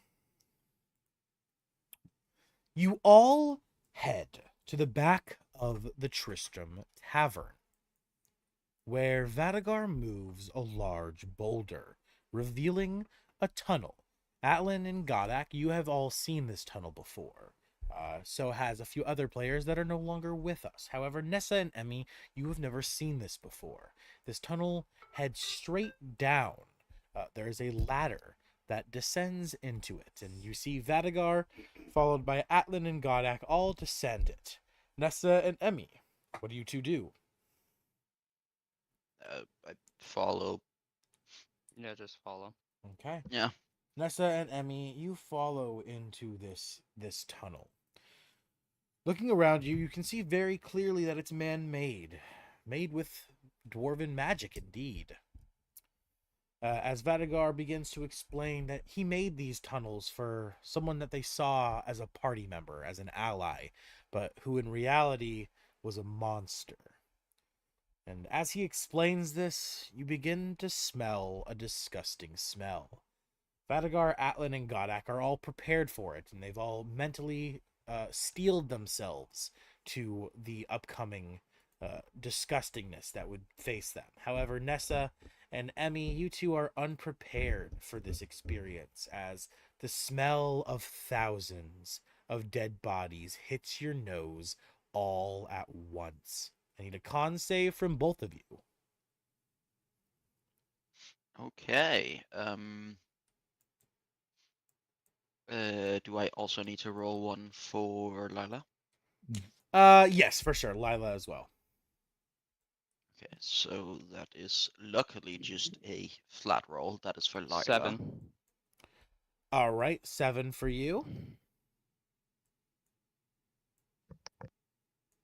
So 15 for Lila and a 17 for myself. All right, you managed to just barely keep the vomit from coming out of your mouth. However, Nessa, you just spew your guts. The gumbo comes flying out. You can smell the rice, sausage, and shrimp mixing with the smell of the rotting corpses, just becoming even worse. And Lila, too, is unable to hold her guts as she vomits the little bit of lettuce and salad that she ate off of your plate this morning, Emmy. However, like I said, you hold yourself up and you continue to stay strong as the party continues to walk further and further into these caves. Atlan having given everyone dark vision beforehand, you all can see very clearly what is coming up ahead. Emmy and Nessa, you see piles of bones as Atlan, Godak, and Vadagar begin to make their way, trying their best to avoid stepping on all of them. You follow behind them, having to make your way through piles and piles of corpses. Some of the bones even being of children's, being so small and so frail that they are cracked and broken beyond repair. But after roughly 30 minutes of walking through this, it begins to disappear behind you. It would seem that this man, Mr. Tumnus, that location was specifically where he fed and where he dumped the bodies of his victims. About 10 minutes of more walking, you finally make your way to what is like a small crack in the wall, just barely big enough to fit all of you. And as you squeeze your way through, you guys all come to the site of the Outlaws' Refuge. All right, Atlan. All right, so what all NPCs are coming? All of our allies. So I believe Willow, Straw. I mean, he's got Lila. And then Riley. And I believe Godak, you did Mortem, didn't you? Yeah. Mortem's coming too. And Yeah. then Is Gilbert coming? Sarkoth and Garothra are going to be standing at the nearby outside the temple. They're going to be standing near the main passageway, like the statue. They're not able to get down into the Outlaws' Refuge at all. Okay, just making sure. All right. I've got ideas. We got a friggin' army here. Okay. Gorath is, I guess, standing guard as well. Yeah, he's by the statue, ready for in case we come screaming out and need backup. Okay. All right. So yeah, Bandito's back. He's in the blacksmith. He's working with Brood. All right, Bandito's just still chilling there. That's fine. And I know before we, I guess, start fighting and whatnot, Mortem technically has some things he could do to help us out. Well, you know that fighting is not happening just yet. First, the group that is going to find the Kingpin, Arista has to lead them to his bedroom. Well, which- this yeah. is more so like his Ideally infusion, thing. his artificer infusions. Okay. We Alright. can then basically imbue items or create items based on his level, depending on his class level and whatnot. I think Morin would probably go up to. Got the list already. I picked the infusions that he's gonna have. Where is it? To be honest. Why aren't they? Here we go. So for Vadagarb, Mortem would come up to your shield. He'd ask if you could touch your shield real fast, or take a look at your shield arm. Okay. And he's gonna infuse it with an ability or called Repulsion Shield. And to their armor class while wielding the shield. The shield also has 4 charges. While holding it, the wielder can use a reaction immediately after being hit by a melee attack to expend one of the shield's charges and push the attacker up to 15 feet away. And the shield regains 1d4 charges daily. He used on a magical item already. That's already magical. It's just basically an infusion. Okay, so it can be used on a magic item? Yeah, well, it doesn't say that it can't be. It's just it's armor a and a shield +1. yeah. It's just a art of infusions are extraordinary process that rapidly turn on. Oh, wait a minute. Let's see. Let me double check. Artificer. Okay, never mind. Then I don't think it will work. Because here. You're good. You're good. You know this world. It's weak. It's not weak. It's wacky. You're good. You can give it to him. Better, yeah. Mortem's gonna be useless otherwise, because I'm pretty sure Artificer. Yeah, that's what I was like. I was looking at my infusions, but then I went back to the top of this says. Mortem's gonna be useless otherwise. So yeah, you're good. It says artificer infusions are extraordinary processes that rapidly turn non-magical object into a magic item. Yeah, you're good. Mortem's So it gonna can be work. Mortem's gonna be literally useless otherwise. So go ahead, take it. All right, yeah. All right, and then I have 2 other things I could do. Actually, I think this one might be good for the. Which one uses bows? Riley. Was it right? Yeah, I have one an infusion I can do here. Cause I think I can do 3 a day or every long rest. So this one's called Repeating Shot, and this magic weapon grants a +1 attack bonus and damage rolls made with it when it's used to make a range attack. And it ignores the loading property if it has it. If the weapon lacks ammunition, it produces its own, automatically recurring 1 piece of magic ammunition when the wielder makes a ranged attack with it. The ammunition created by the weapon vanishes the instant after it hits or misses the target. So basically it gives the wielder infinite ammo and also gives it a +1 bonus to its attack and damage. That is broken for Riley, because the whole reason Riley can't use his explosion shot 2 times in a row is because of the reload time. So now Riley can now multi-shoot his explosion shot with that. Oh, okay. Fucking take it. Yep. Yeah, that's the only reason. Riley would have explained to you, Vadagard, that it takes a while for his machine to make another explosion arrow after it but since now his ammo can be made magically, there's no need for that. And I've got one more infusion. I don't know who it would be best for. I've got Mind Sharpener and Boots of the Winding Path. While wearing these boots, a creature can teleport up to 15 feet as a bonus action to an unoccupied space the creature can see. The creature must have occupied. I feel like Willow would be good with that since he's an assassin. The creature must have occupied that space at some point during the current turn. So I guess this would be good. Yeah, Willow can stealth, run out, attack, and then teleport back. Bonus, yeah, that's what. I guess that's Yeah, that's looks like what it's meant for. Yeah, I most think likely. Willow probably. If you're gonna do that one, Willow would definitely be the best choice. Yeah, that's probably the best one because the other infusion I had was Alright. just Mind Sharpener, which just Yes. gives Go ahead and mark that down, Nessa. Willow got that. What is it called again? Boots of the Winding Path, and I can basically let me take a screen. It'll basically just be a list of all the infusions and abilities that basically we're gonna use. Okay. And that's pretty much, I guess, as far as me. Okay, that should be uploaded to the Campaign Sunday chat for so y'all can read it.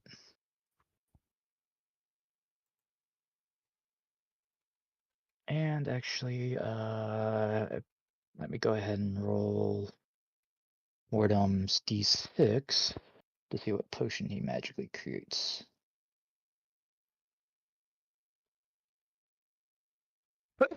And a 2, so a potion of swiftness. There's a reason why so many people. Whoever drinks this potion gets an extra 10 feet of movement per hour, for an hour. So who would like extra movement?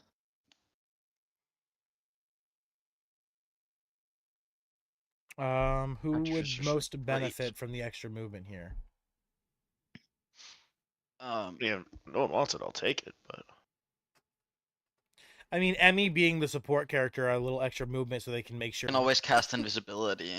And also, I mean, Atlan's Or Misty Step. Atlan's I circle. think give it to Atlan. Atlan's circle being able to do damage if he can, like, Mhm. get into range. And Yeah, I was thinking maybe Atlan. Okay. Yeah, give it to Atlan. I can teleport out, and I can do a lot of shit to get out. I can also save myself with mirror image. Can and shit. I'm sorry, DM. So now with this ability, you were talking about like blood bending, basically, right? So when I deal healing onto players in my aura, right? Yes. Right. Okay. Cool. Thanks. Yep. Yeah, your whole thing is that like you're like a bloodmancer now, because of Right. Yeah, I fucking love it. That's so cool. Yeah, I want to peek on that. All right. Okay, so Emmy and Nessa, this is the first time either of you have ever seen the Outlaw's Refuge. As you step through this crack in the wall, coming to this giant, large, you see a very sad sight. Most of this area is littered with sleeping people, just lying on cold, hard stone with no blankets, no pillows, nothing but the stone and the comfort of other weary slaves to keep them company. There are a few people of notice. The largest of such is a man who sleeps in the center of a large arena in the middle of this underground cavern. You almost instantly are able to realize who this is. You've been told about his presence, spoken of as a wall of flesh of a man. This must be Gorb, the brother of the Kingpin. The only other person who you really notice to be anything of worth is that a goblin is sleeping atop like a shop stall. There seems to be knickknacks and things, so is sleeping on it, and he's like one of the few, if not the only individual who is not just sleeping on the cold, hard floor. Do you guys say anything, remark anything as you enter this area Goblin? and see this? Yes, over here to the left. He's sleeping on this like little wooden platform. Asleep. Yes, he is sleeping. Everyone in the What? area is currently sleeping. All right. So out of here are not necessarily aggressive or mean or evil. So we may want to get some of them on our side, potentially, if possible, to help us, like rebel or whatever. do we see? So where's this goblin? I can't see this goblin. I can't see Right you. down here. Below the kind of like the little bridge, little looking. Oh, okay. Oh, thing. This is the thanks. only Right below other. it. This is the only other stranger that we see in this area. No, No. the only one worth No, it's just worth the only- it's just We can see. they Yeah. all just look like peasants, Yeah. slaves, thralls. They're all very battered, bruised. They're all like in rags. The And we only don't see Creed Is anywhere, he on right? the tower? no, it's like a stall, like a shop stall. It's like you see he's surrounded by knickknacks and trinkets. Maybe he buys and sells things. Okay, so he's not like it doesn't appear to be like a guard. No, he's sleeping. If anything, it seems like maybe he's like a little buyer, like a pawn shop essentially. A vendor or something, yeah. So again, do we see Creed anywhere? Because he was here Yes, last time. actually, yes, you do. You see Creed also sleeping. I just completely forgot to make his imaging over here. No, obviously out of character, we wouldn't be able to see that there's this side room, but this is new. Is this That's part of okay? that's gonna be where you're And that's heading. up the stairs, there's a door or whatever. Correct, kind of thing Amundo. Yep. here. Okay, cool. Thank you. Sorry. Yeah, Creed is right here. You see him sleeping. Oh, actually, there are a few more people you also notice who are I was sleeping. gonna say who there are was a worth- couple people we knew and have names down here. Him. There's a stranger. Is Arista's leading us? Yes. Sorry, my brain is about 3 seconds behind myself. Everyone is currently sleeping. I think I'm that's so everyone. disjunct after these holidays. So Oh, there's one more. Hold on, there's one more. And okay, there we go. My bad. There are a few other individuals worth note. Everyone who is of worth note are now visible. So, sorry. What is the marching order? Which party is going in first? Well, Arista is going to lead the group that is heading towards the Kingpin around the rim of the Outlaws' Refuge, around this like And that little. includes me. I'm the one going to the Kingpin. no, Yeah, you're with me. No, okay, sorry. Yeah, I lost track. So it's me and you, and then Straw and Riley, essentially. Okay, cool. Thank you. And then Godak, Arista, Emmy, Willow, Nessa, and Mordem are all heading to the Kingpin. Okay. Or Unless Godak wants to leave Mordem with us. probably would be good because I think alchemists can heal. Well, we have Atlan for that. But There's a healer on each. We got a fighter on each. Emmy, both Emmy and Godak can heal though, so having two healers on both sides Oh. would probably be good. I can technically heal once, but Godak can consistently heal. He has healing. I can spells. technically die once. actually, I have multiple healing spells. I also have a healing spell from Thaddeus. Yeah. Okay, cool. You have my ring. You have that ring with my spell. I have the ring, but I also have Holy Nova, which is a healing and damage spell. So So Mordem he going heals with allies. and Mordem dips going enemies. with you, Godak, or Mordem going with Vadagar and Atlas? Let's see. 1, 2, 3, 4. 1, 2, 3, 4. Probably go with them just in case. All right, and today we're gonna do initiative a little bit differently. Rather than keeping track of it in Owlbear, I'm gonna open a little notes tab because there's gonna be two groups going. I'm gonna handle group by group. So I'm gonna go Group A, and then you're gonna go all the way through your turn, and then Group B, you'll go all the way through your turn. So we're gonna separate it, and so that way I don't have to go like this stuff, and then I'm gonna just hop over to the Kingpin and start doing stuff with him, and then hop back to Gorb. I can just separate it nice into two easy groups. Whatever works for you, man. Okay. Remember Godak and Vadagar, you have my blessing, advantage on initiative, and first. All right. Everyone within 30 feet of me will have advantage on Nice. initiative and cannot be surprised. Would we be able to prepare a little bit, like as we're going in? I mean, shoot, it probably takes more than 10 minutes to enter, so that's all right. Never mind. So I'm guessing Godak and myself are both going to be casting Pass Without a Trace on our guys, on our respective groups. I assume so. Yep. On our group, definitely, at least. Yep. And then Um, I'm going to use the ring power for mine. Okay. All right. So everyone now has passed without a trace. And before we split up, I'm going to say, look, Atlan, Godak, there's Creed down there. Maybe we should try to link with him. So we'll follow you guys around and link up with him. Maybe he can give us a better idea of these other people we see standing around. And when you finish saying that, Allens would chime in and basically said what I said out of character before. A lot of these people down here are not our enemies. They are innocent civilians just trying to live their life. Remember who our targets are, and perhaps they may be able to help us in our goal. That's why I want to speak with Creed. Maybe he will know more about these people, knowing which one's friend and which one's their foe. Yeah, we're on the same page. So we're gonna follow the second group towards the other corner so that we can get closer to Creed, and then go down and speak with him. All right.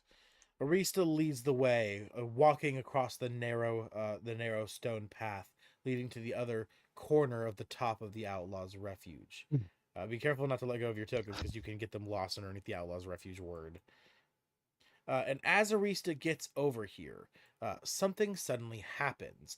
A swirl of black cloud, a small black cloud, not large or anything, and not loud, it's very quiet, circulates in front of her as someone appears.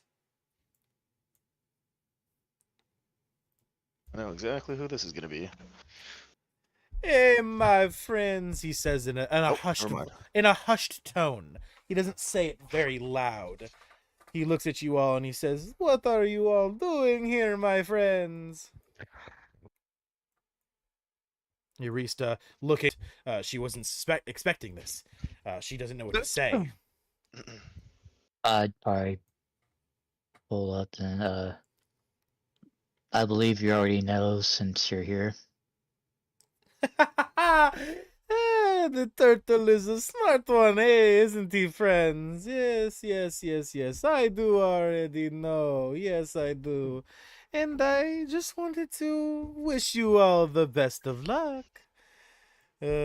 Complete this task and maybe this place can be a... As he kind of steps out of the way, showing that he is not trying to stop you. He will allow you to go without making a fuss. So we should all be over there, right? Because we all went together. Yeah, to go. that side. Everyone's tokens. Go ahead. Yeah. Just keep your just keep. It's hard for me to move my token great distances. Yeah, Like, small distances are easy, but yeah, just keep a little bit of distance between the two groups so I know who's who still. yeah. Vadagar, do you say anything as Godak says this, and the Luca, who you've met before, obviously, says what he says, and he steps out of the way, allowing your group to pass. So, do you know what happened to Valerius? He's the only one that didn't wake from your dream.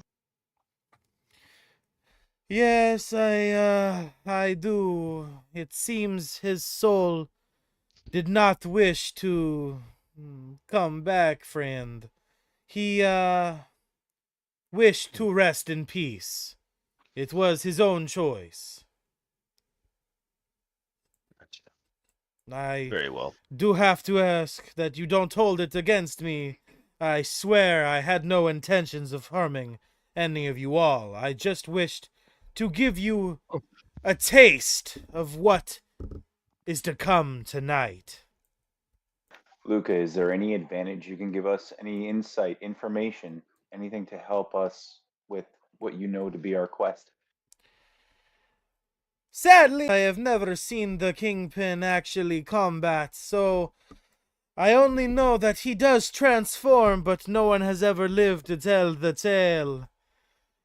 But what can you tell us about Corb's fight? How does he fight?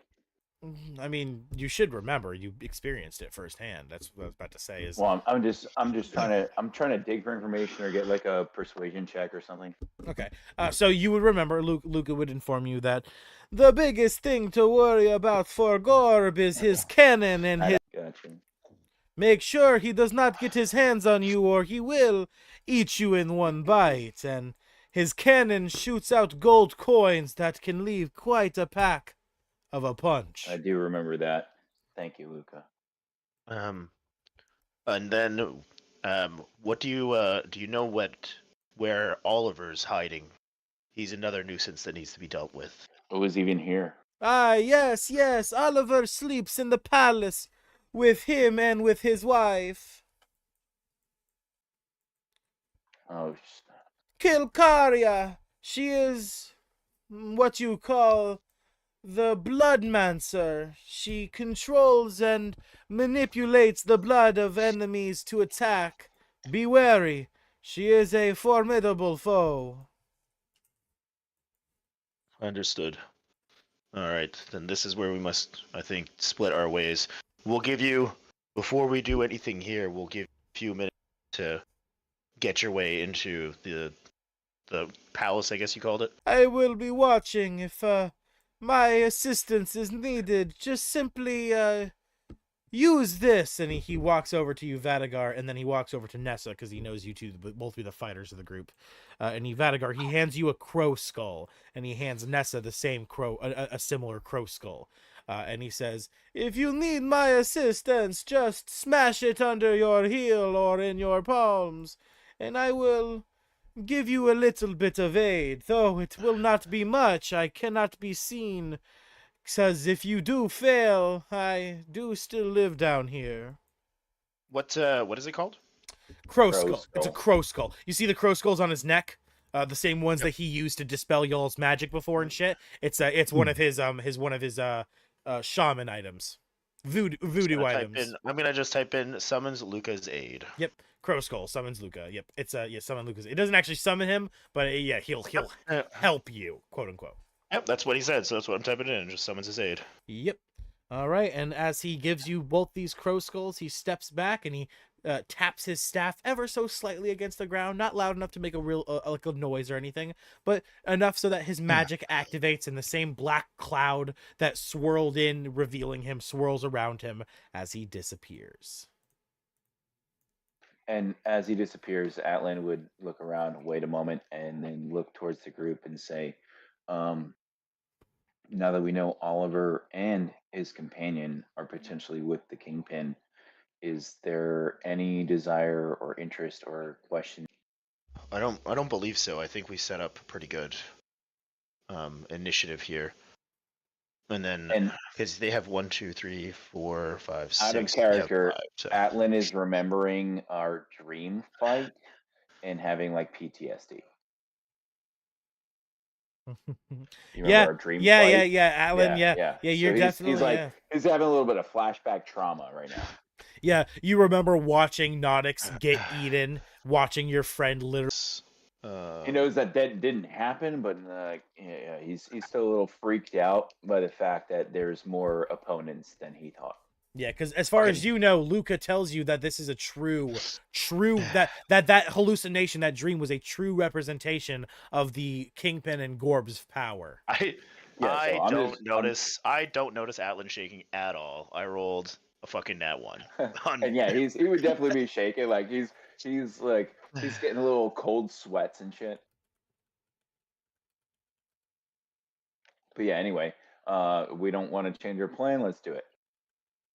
Okay. Let's go before he pees and leaves. Give the insertion team a bit of time to get there before we go down and agreed. So they should be quietly group wake Creed. All right. So you realize that you're not going to be able to simply work your way down to wake Creed. He's surrounded by other sleeping people. However, you do think shield.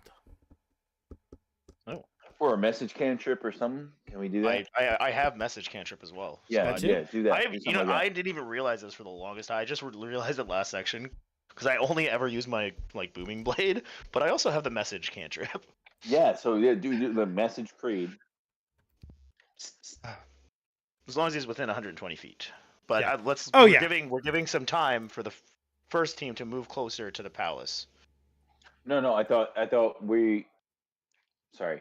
I think we're DM. Correct me. We're messaging Creed before we split.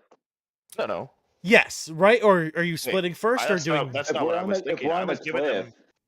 Well, see, if we startle him and he makes a fucking scene and wakes people up, then they're going to be at a big disadvantage. Oh, so I'm saying we let them get closer to the insertion area before we do anything in our area. But he might have information here that would be prudential. I can send it to them through my father's shield. You're so right. Time. Go ahead. All right. Sorry, Vadagar. Go ahead. No worries. Yeah, so we're giving them some time to get in there because we're here. because that would put him at a severe disadvantage if we create a commotion before they're in. 100%. You're so smart. Wait, Godak, do you still have message talismans? I do, technically. You should send me a message once you're in position, and safely inside the area. Send me a message. We can commence our stuff Beautiful. here. Great idea. That way, we're well coordinated. Okay. All right. So Mhm. Arista leads the way, beginning to walk down, continuing down to the cracks and crevices, leading down to a section where you can just barely, using the tips of your fingers, reach yourself down where you can softly land on the stairs and then move actually in to the building, the doorway, leading towards the Kingpin's bedrooms. Upon entering, you all see before you a quite gorgeous hall. You see velvet chairs, gorgeous ornate tables, and a beautiful stone carved wall and doorway leading further inside. Arista, using her nothing but her hand gestures, tells you all to continue following, walking up the little steps where she points. She stops, kind of crouching down, telling all of you to stop, pointing to a woman. All of you to roll stealth. And that's at advantage with a +10. Not you. Oh, yeah. Very right. Yeah. So normal roll +10. Roll plus your regular bonus and then add 10. Stone plus. You did dex bonus, yeah. So first All right, for I me, at this point, Lila Willow will does go get it with into greater advantage. superior invisibility. So do I still need to roll for her? No, she's good. Oh yeah, Willow's gonna fucking ace this shit. I rolled a 31. Yeah, 32. DC is Willow. DC's a 17 to beat, so I'm pretty sure everyone passes. Yeah, got it. When you roll 2 20s, it adds the dice total. Your 32 was actually like a 19. Yeah. Now, are we doing like a group stealth? So like you take the average of the stealth rolls and that marks the whole group? No, everyone is each individually doing stealth. So that's unfortunate. So someone that rolls really good can't help the person who does bad. That's right. Mm-hmm. That also means that someone who rolls a nat 1 doesn't bring the whole fucking group to a stop. That too. Well, Now- it would be. It probably would, It yeah. will now because They- we're not they doing will. group Because all the stealth. That's zombies why can I eat you, asked. yeah. All Mhm. right. And Mortem can give Oh, yeah. just hedge up a flash of genius, so a plus can give Mm. +5s to saves and rolls. All the rolls? Each roll? Mainly Or just just one? well, just for a person, yeah. All right. Oh. Well, but each person. Well, just for No, one it's person. like we're all doing a Doesn't roll at the Flash of same time. Genius He can has use a- his reaction or whatever. But, Yeah, doesn't it have a one range person. though? Gotcha. Just a We're all heads up. within 30 feet of each other. You would all be within range of his spell. Okay. All right. So we're gonna go ahead and pause on them. We're gonna go ahead and go over to the other group. This is gonna be Group A. Group A is fighting Gorb. Group B is fighting the Kingpin. Okay. To reference. All right. Well, So we're waiting until we get a message from Godak. Godak, you can go. Godak would probably go ahead and send that message now. When he gets into position. So obviously he's not in position, he's engaged, but he could send a message and say he encountered struggles. Well, is he engaged? Did someone fail? No. They're No. all good. It's just that I mean, Yeah, they're in position. they have found Kilkari. So would you not send a Yeah. message to start Oh, planning? so they're in position. I'm sorry. I mean, they're not in position. They're not ready to launch their assault. But like, you guys would probably start messaging each other to start planning. Like, well, we see Kilkari. What should we do? Should one of us stand Well- around her? Like, you would start talking to each other in your Well, minds. I mean, he is now safely inside the palace, and they're doing their stuff now. It's probably time for us to do our stuff, but still waiting for. Does Godak feel ready to message? Mm, probably not. not At yet. least not until we actually make our, I guess, first Con- strike against, or before making our first strike against the dragon dude, Okay. Kingpin. Okay, so Um, Arista then continues on. Well, we'll continue. Arista continues on further. She does not know what you all want to do with Kilkari, so she's just going to kind of make her way around her, trying her best to avoid any scenarios of Nessa, you waking. gonna move your Willow?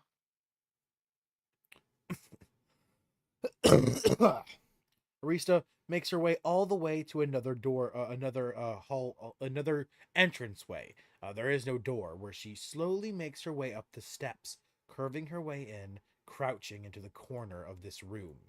Godak, as you slowly begin to make your way up the steps, you realize that this is the Kingpin's bedroom. You see the Kingpin sleeping in the center, and you see over to the left Oliver sleeping on a couch.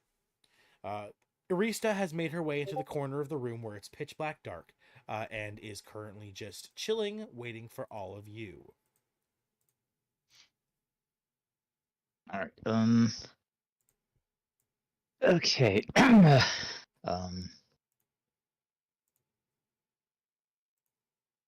All right. I guess we would probably want our assassin one guy. Um. Before anything, Nessa, you there? You ready to move your characters? Yes. Okay, great. Ideally, would probably want the assassin to go first, and then Nessa immediately after to go and probably take charge. Okay. And I think I can probably. Maybe someone should be on Kilkari. Yeah, I was about to say. I was thinking of having Literally Layla do someone on that. the That's couch. cheating. That's cheating. Hey, you're puppy guarding. You're puppy guard. How's it cheating to have Layla do it? Spawn The camping. in DM real told life, you to be watch like- out for something. That's fucking cheating. I That's was actually literally thinking cheating. it before. I was thinking I it was thinking before. the I same. was just being nice. Polite I was and just being a being character. nice. Telling us to spawn camp IRL, man. I didn't know he was like that. No, dude, this campaign, the reason he gives you so many bonuses is because there's so many ways he can Kill you. I bet. Take it away. screw I've you. seen it. Yeah, yeah. DM giveth, DM taketh away. Yeah, Take it exactly. away. All right. Now Aw, that you you're all- ready, your you strike all- Godak. So he please. just I can- cheated. You better I can listen. probably- Somebody should be on. You should I send a haven't- message before you initiate a combat. Yes. Yeah, I'm just Send a jumping in. message. So wait, Willow is going to attack first, correct? That would be ideal if She's they the have assassin, the stealth. right? Yeah, Yes. if they have all the stealth bonus. Yeah, because if like they hit, sneak that's an attack, all auto that. crit. Stab the MF in the heart. And I think I can take care of. At least I can at least do the initial taking care of Kilkari, at least, or keep her Firewall. contained somewhat. Yeah, Firewall. circle Not fire. fireball, firewall. God, Oh. I is master of firewalls. That also. Firewall circle combination would pretty much. Emmy will Keep her- stand there. That Ninja Turtle is a BA. Nessa just whispers, "Okay, look, from where I'm from, if we don't like the guy, we just put a horse head in his bed. Why can't we do that now?" Did you grow up in New York too? No, I grew up in Italy. Oh well, same thing. Yeah, I'm an Irish. I'm sorry, Italian descendant. I got it. And I guess Emmy would probably decide attacking Kingpin more than likely. Probably the Alright, best, bet, just in I case. just I want to was make sure. Are we strategically sending, placed. I think the reason. sending this message. Yeah, I was gonna say if we're all ready to do Alright. whatever we need to. Emmy, you in Um, position? All right. I would probably go at this point. I would probably go ahead and also If I stand here, then everyone has advantage. To In the see corner. nobody Oh, wanted hi. to listen. Hi, Lila. No, I'll send Lila out here. I was thinking of it. I'll send Lila out here. Lila will stand here. She has. Actually, no. Emmy will take care of that. Emmy has polymorph. Polymorph has range. I don't want. Yeah, let Lila take all the blunt damage. For Nessa. Total. Okay. So it's at this point that you said Godak, you're gonna send the message. Yeah, that we're initiating the attack. We cut back to the other group, all standing on the edge of the Outlaws' Refuge top, like goddamn the Gotham Knights, all chilling on rooftops of the buildings, ready to strike like badasses. Vanguard looking down at all of the sleeping people. You get the message from Godak. It is time. They need our help. It is time.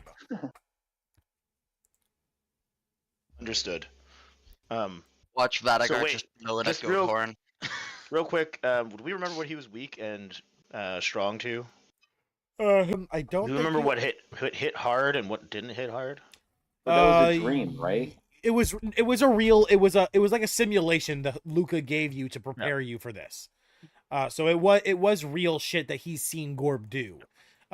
So yes, you would remember Gorb is weak to radiant, and he is charged by necrotic. Gotcha. So for the people that weren't here with us, because like Mord and Straw, Riley, they weren't with us. Whatever you do, don't hit him with any sort of necrotic. You can hit him with radiant. That will do the best. Riley, can you gleam anything else? And Riley will player sense or whatever. Yeah, he looks at Gorb and he turns back to you and he says, yeah, radiant is definitely a weakness. Only other thing I can gleam is that he's also immune to non-magical bludgeoning, piercing, and slashing. Sure. Okay. I'm gonna see if we can't get some information out of Creed here. Creed, don't be alarmed. So he can respond to me, by the way. He doesn't move, he doesn't sit up or anything, and he just thinks to himself, am I having another episode where I need to go see my family? No. Creed, listen to me. This is very important. Do you remember the dream where people came in to fight? Oh, wait.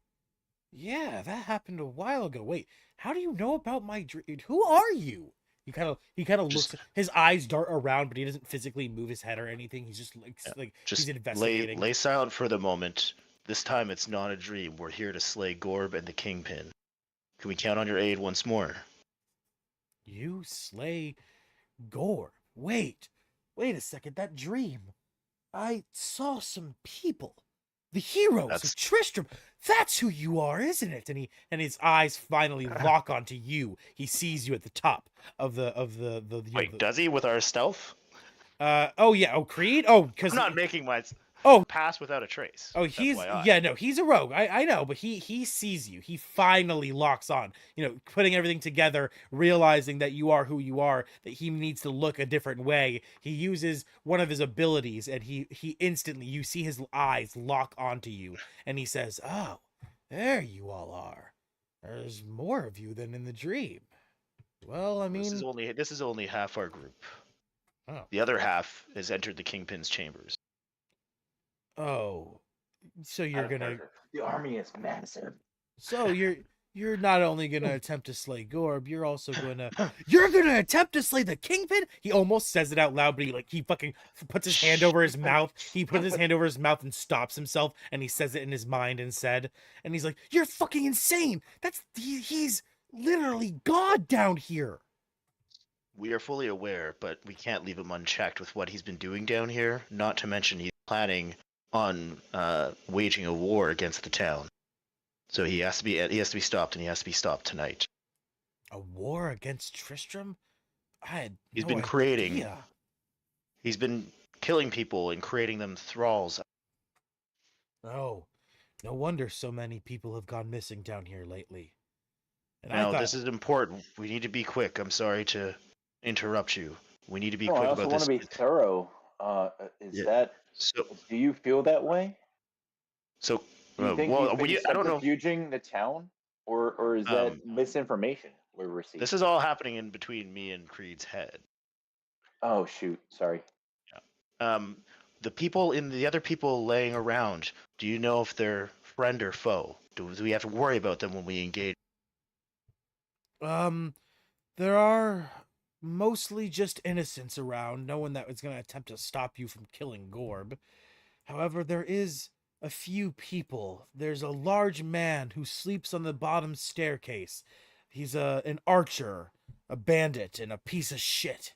He will definitely attempt to join in on fighting you if Gorb looks like he's really going to perish. Other than him, there are two other people who might cause a problem. More, not so that they would attack you, but more that they would alert the kingpin that his brother is about to perish.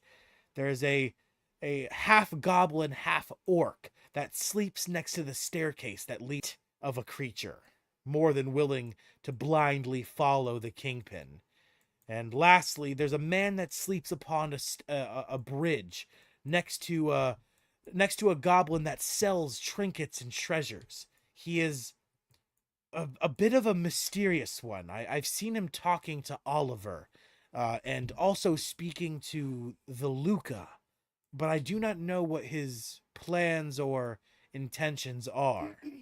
Lastly, there is one person who, along with myself, may give you aid. The goblin who sells trinkets and treasures. His name is Gob. He is bound by a soul contract to the kingpin and wishes for nothing more than to be free. If you're able to convince him to fight alongside and then, when given the opportunity, break his soul contract, I'm sure he'd be more than willing to join your side, even in the long run.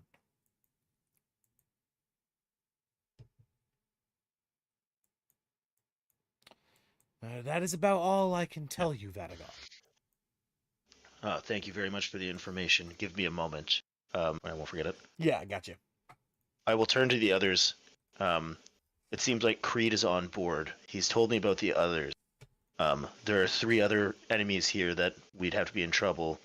The one to the east, the goblin-looking thing, with the weaponry. Apparently, when we attack Gorb, he would try to tell the Kingpin almost immediately that we were here.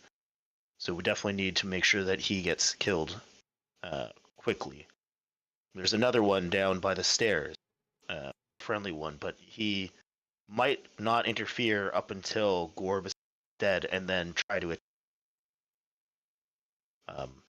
There's another man on the stairs that we don't know whether he is a foe, but he's talked to both Luca and Oliver, so I'm not sure about him. And then finally, the merchant. He's soul contracted to Kingpin. If we were able to break that, free him from it, he may give us aid. Should we try to make allies, or do we just want to jump in the fray? Well, when the time comes, we should try to dispel the soul contract that he has, or whatever we can do. We might have to wait until the other team completes it before we're able to recruit him. But just try not to hurt him. Have you heard from the other team? They're in position, so we're just gathering up here, and I'll let them know to.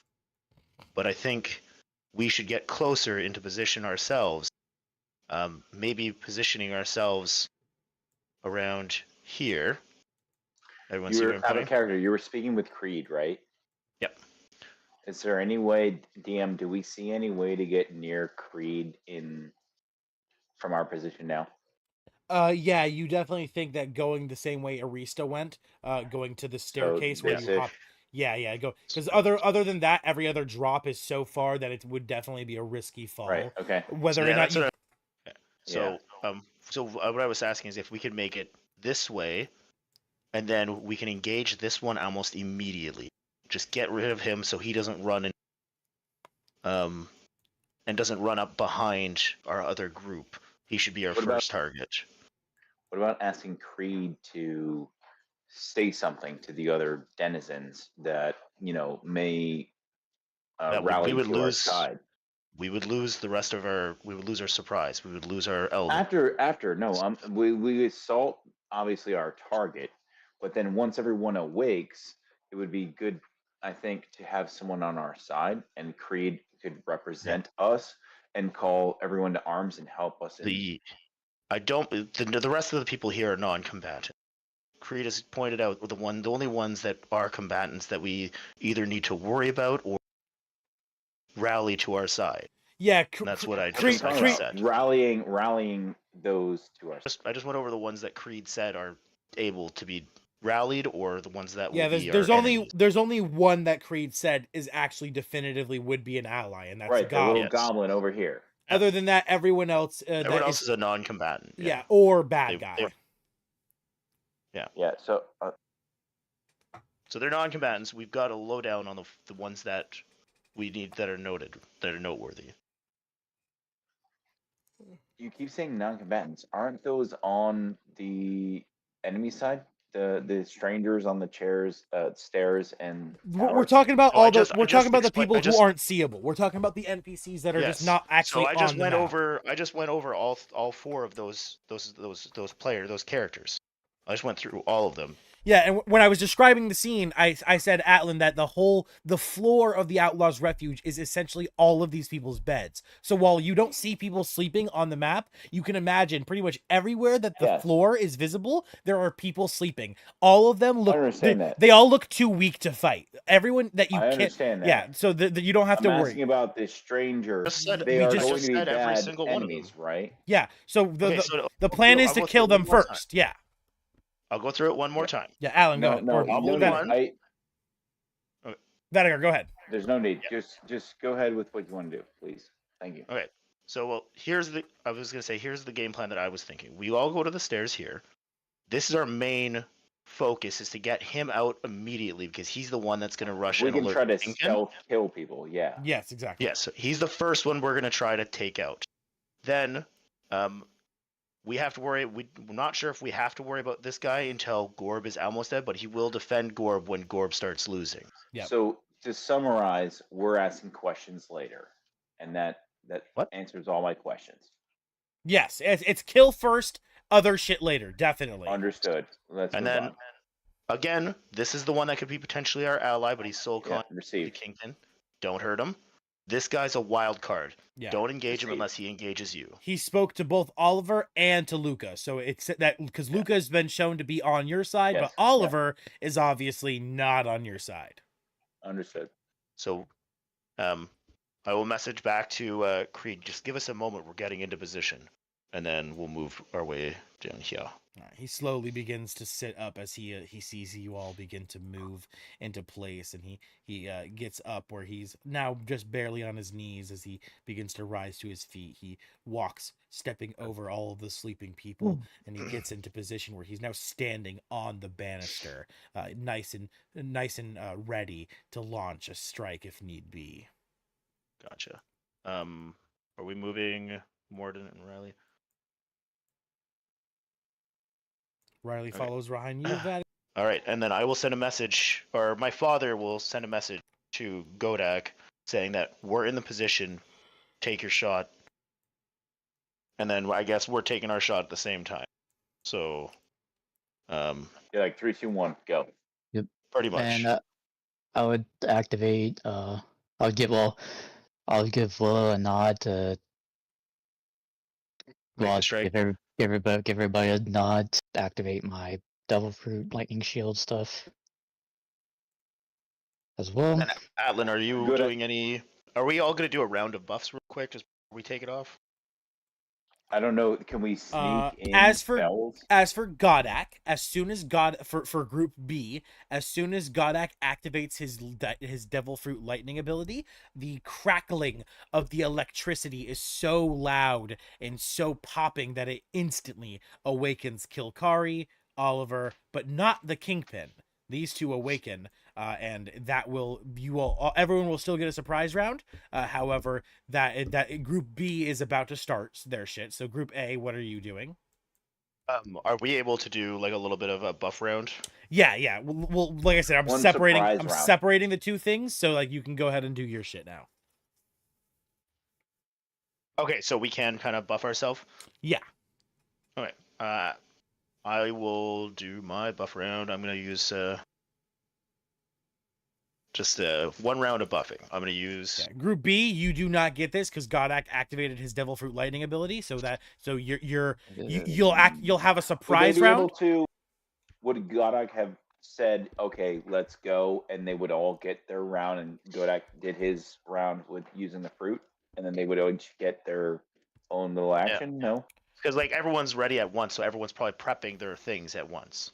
Like Godak would say, "All right, let's go, 3, 2, 1," and he would bust his thing when everyone. I'm else just busts going theirs. based off of what Godak actually said. He said that he gave Mm. everybody a nod, and then he instantly activated his lightning fruit. So he did. Understood, He that's didn't. fair, So that's he didn't fair. say that he was giving people So- time or anything. He just nodded and then did it. That's So fair. I figured I- that was well, him. that's- respect that. That was like him shooting the starting pistol. That was like him telling everyone, "Now you do your Yeah. things."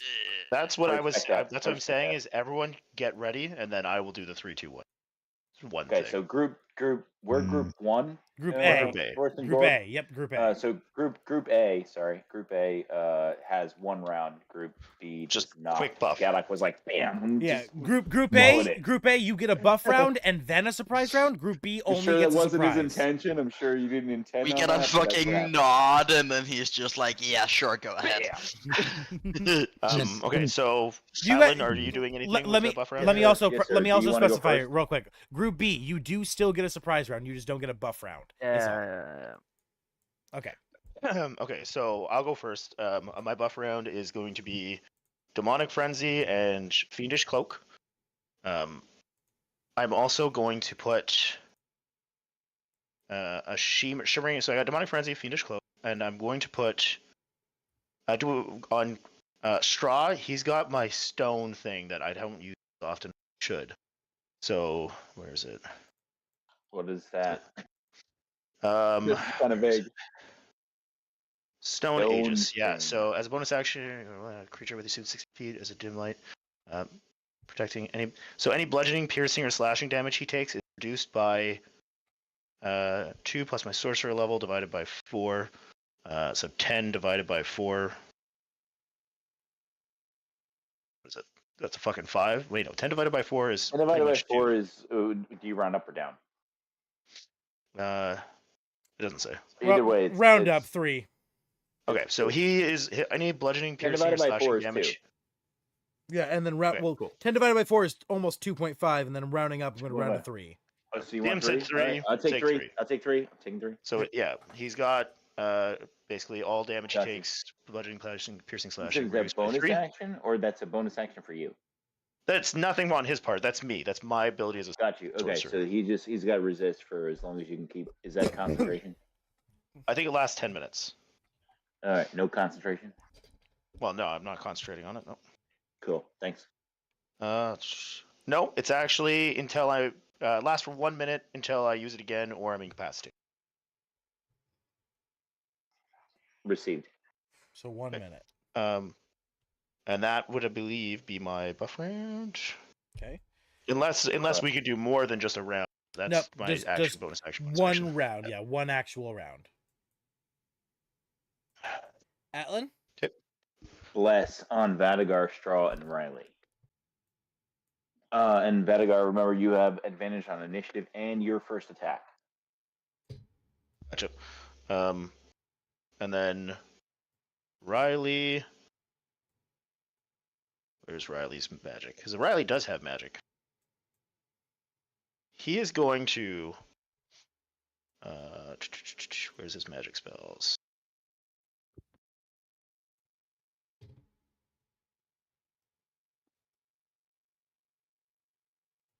He's just gonna get his hunter's mark up and ready. Out and ready. Yep. Oh shit! So hunter's mark on the guy right. Mortem, do darn that. And Straw would creep up. Well, hold on. Does Creed need to do anything? Because I was saying that to Creed too, as well as everybody. Nah, Creed. Before we start moving. I don't got a character sheet for Creed, so Creed's just gonna be doing some basic shit like slashing and stabbing. Gotcha. Godak, does Morden have anything that he wants for his buff round? He doesn't really have any buffing things, really. Okay, he did that all prior. Gotcha. Okay, just wanted to check. Okay, so yeah, I guess I'm going to be creeping along with Straw. Okay. And then Riley will have a non-firework arrow. Just clarifying, he's not using any firework arrows. We're not being flashy here. Okay. And Straw would use his surprise action or whatever to use focus aim and use 2 key points for a +4 on his first attack. Okay. And that's everyone's buff round done, right? We're ready to strike. All right. Everybody, roll initiatives now, and don't put them in the initiative tracker. Rather, I need you guys all to tell them. Actually, hold on. Let me get rid of everyone's in the initiative tracker right now. Let me get rid of this.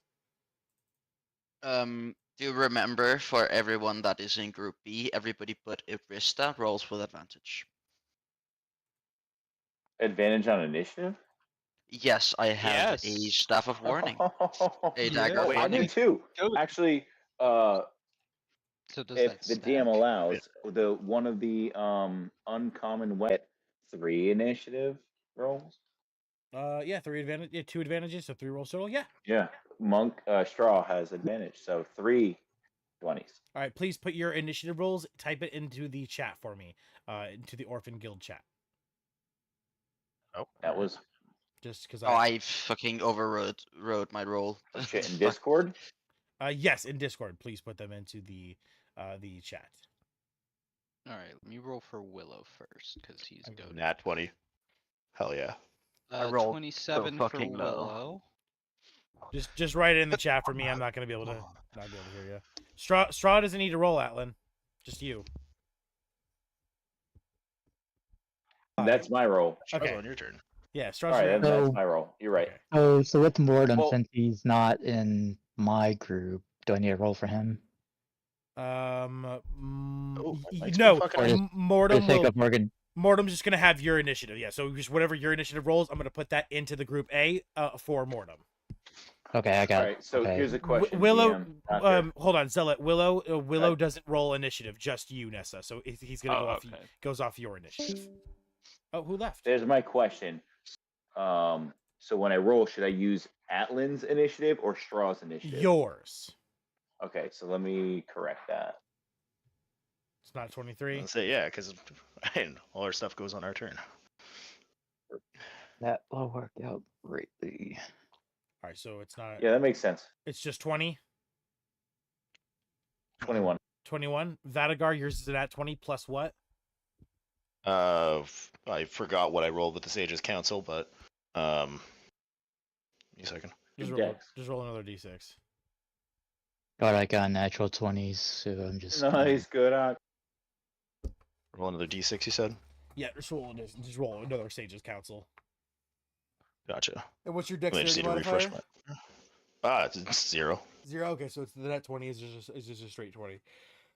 Yeah, plus the d6, which With- is. Ah, Come on, Albert, you can do this. 1. So yeah, it's 21. all right, so Atlan will go first because he has a dexterity higher than Nat you. 20 fail. Dude, as a cleric, as a healer, I hate going first. That's not So where I that- want to be. that I'm just nat gonna ready 20 in it action. beats any I'm gonna ready in unlock. action. Okay, I'm gonna. No, you know what? Guiding bolt is perfect here. All right, sorry, DM. Go ahead.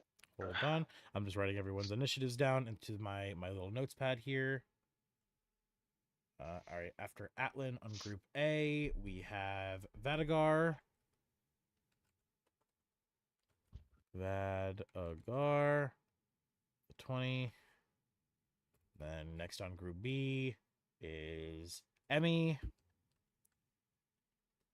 I fucking overrode my first roll. I could have probably been the first. Oh well. Vadagar actually goes first because Arista is over here and he commands Arista.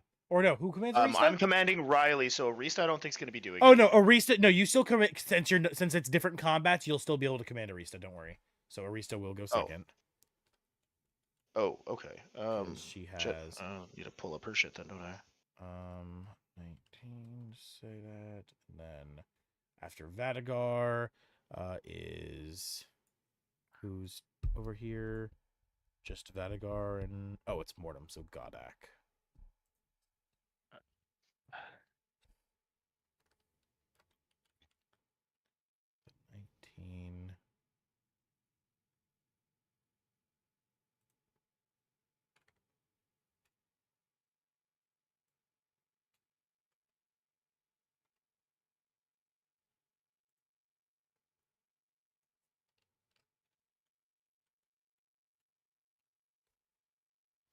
Then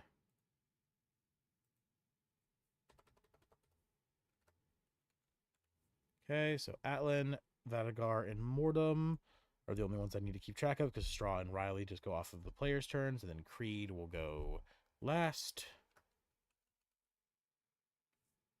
And then after Arista is Emmy, and then Nessa.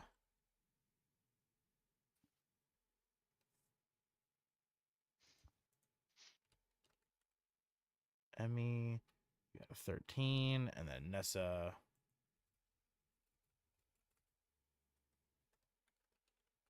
You had a 4. Okay. All right. I've got the initiative trackers up. Now I got to roll for the bad guys real quick. Gorb doesn't need to roll yet since he's still unconscious, and same with the Kingpin. But Kilkari. Okay, I'm just gonna add her. I'm gonna add the enemy's initiatives into the owlbear tracker because that's gonna be the easiest thing for me to do there. Okay, Kilkari's got an 8. And then the Oliver boy, he's got a ridiculous dex. His is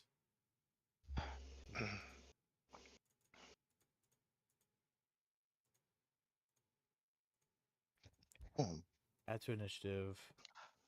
Oliver got a 19.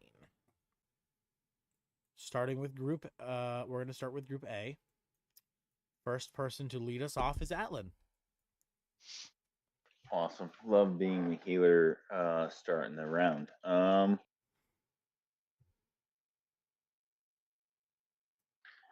What I think will happen on my round. I'm going to cast a guiding bolt at level 2. At the, I guess, the stranger on this pedestal or whatever it is. Okay. You'll have 2 That advantages. is- You'll have a height advantage since you're still standing on the top of the Outlaws Refuge thing, or did you go to the staircase yet?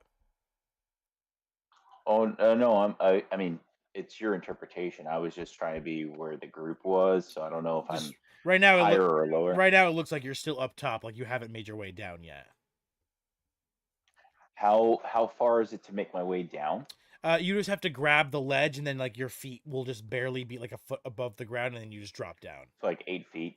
Yeah, it's not a far. Yeah, it's not a very far drop. Then I will shoot from the upper ledge. Yeah. Okay. So that's one advantage. And It's then sleeping, so that's a third. And that's another advantage. dice. Yeah, so 3 dice total. Correct. Yeah. Okay.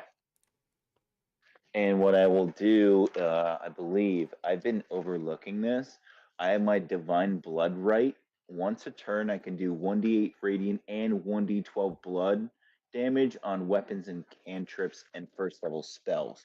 But Guiding Bolt's a first level spell when I'm casting it at second level. Will you allow me to use that? Oh yeah, for sure. All right, so here's my attack roll, natural 20. Ooh, roll a crit.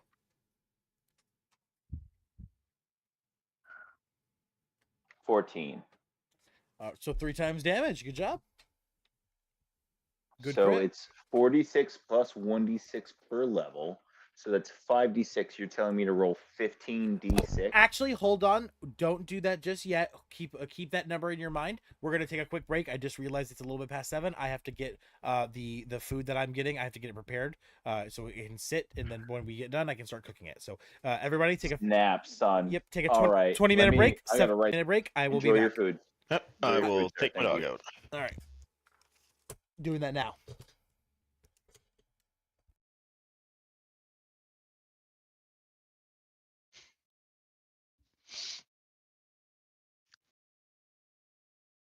That's blue balls of D&D right there. Yes. I just it- triple crit on an up leveled spell. I think I'm rolling 15 dice right now. Oh, well, right there. Yeah, it's literally like can I on a put it in yet? sleeping No. target. Like, oh my god, Yeah. I'm a sneak attack player in all my games. Fallout, Elder Scrolls. Like, I'm a sneaky mother. So this is just all right. Let's do it. That's how I'm starting. And then straw. once he has advantage, he's gonna go up and just like stab this stupid goblin to death with his staff because we're told to ask questions later, right? So we're just gonna kill Exactly. everybody. Even though Alan has said 6 times now that there are friendly people here, apparently this person's just gonna die. Oh, it's because that person specifically was gonna warn the I know, fucking I pit know, boss. but maybe we could have convinced him otherwise, but it's too late. What has happened has happened. He's going to be blasted with radiant and blood damage, and then Straw's going to come up and stab him with a stick. Yeah. So I'm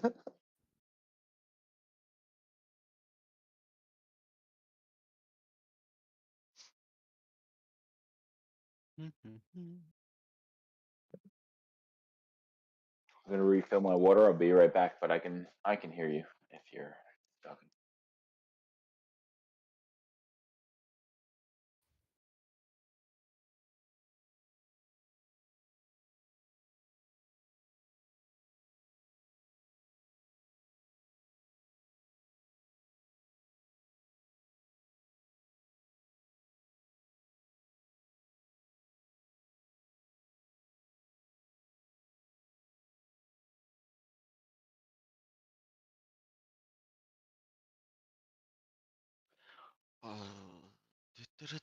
I might as well set up my character for another campaign I'm in.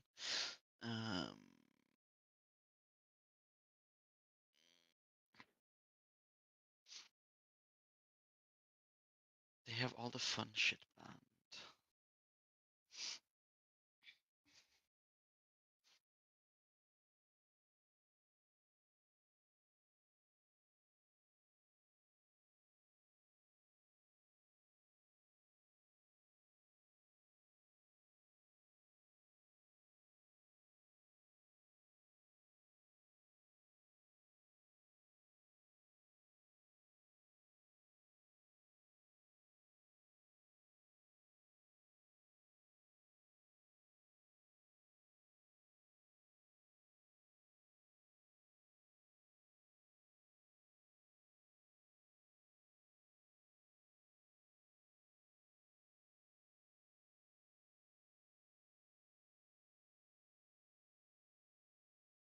So you guys play any other games?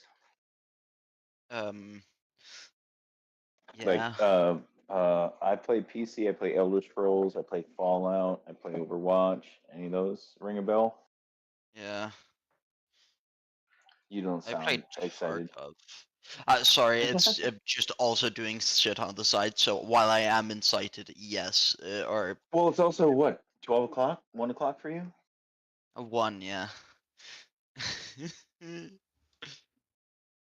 No, I appreciate that because I work all sorts of hours, so I know it's rough to be up for most people to be up in the middle of the night. Oh yeah, worst part is I have to get up and to work at normal times. So Normal. Don't say that. That's a toxic word. Normal. I agree. What is normal? Look, if I could send you right now, as in right now, I could send you a picture of my handicap card. I am not normal. Normal is a slur. Yeah, I know. That's why I said it. I was joking, but it was also yeah, Normal it's is a slur. End of yeah, discussion. yeah. Nobody. So I took a class in college because my first year at school I was criminal to went in a totally different direction, but I took s- weird classes like serial killers and mass murderers. I took a class on delinquency, and on the first day, the teacher's like, "Oh, what do you think is delinquent?" People are like drug addicts, or people that abuse people, or people that speed and drive at ridiculous things. And he's like, no, you're deviant because you're tall. You're deviant because you're short. You're deviant because you're fat. You're deviant because you're skinny. You're deviant because you're black haired or you're white haired or you're whatever. Like deviance is just anything besides the norm. And Yeah. this is, 2003 or whatever when I was back in, undergrad. And that that struck a tone with me because I was like, wow, that's when I realized there is no freaking normal. There's like everyone has their differences, and all of life is about differences. Evolution works off of differences. So yeah, I mean, you never know. It might seem like a bad thing for you, or be the advantage for what the future has to offer. Yeah, exactly. And you have to respect everybody's differences. Like I walk with a limp because my ankle's broke, but I'm not jealous of somebody who needs a walker or a wheelchair. Yeah, no, exactly. My fucking leg hurts like a son of a bitch some days, but at least I have my leg or whatever. Yeah. Yeah, I know. It's hard to remember though some days. Everyone has their little bubble. I am trying to get outside my bubble more often. But so we're about to fuck up this stupid little albino goblin with red eyes, right? I'm gonna blast him with radiant energy, blood energy, and Straw's gonna just like punch with his ribs the fuck out of this little decrepit goblin for no reason. This just seems violent.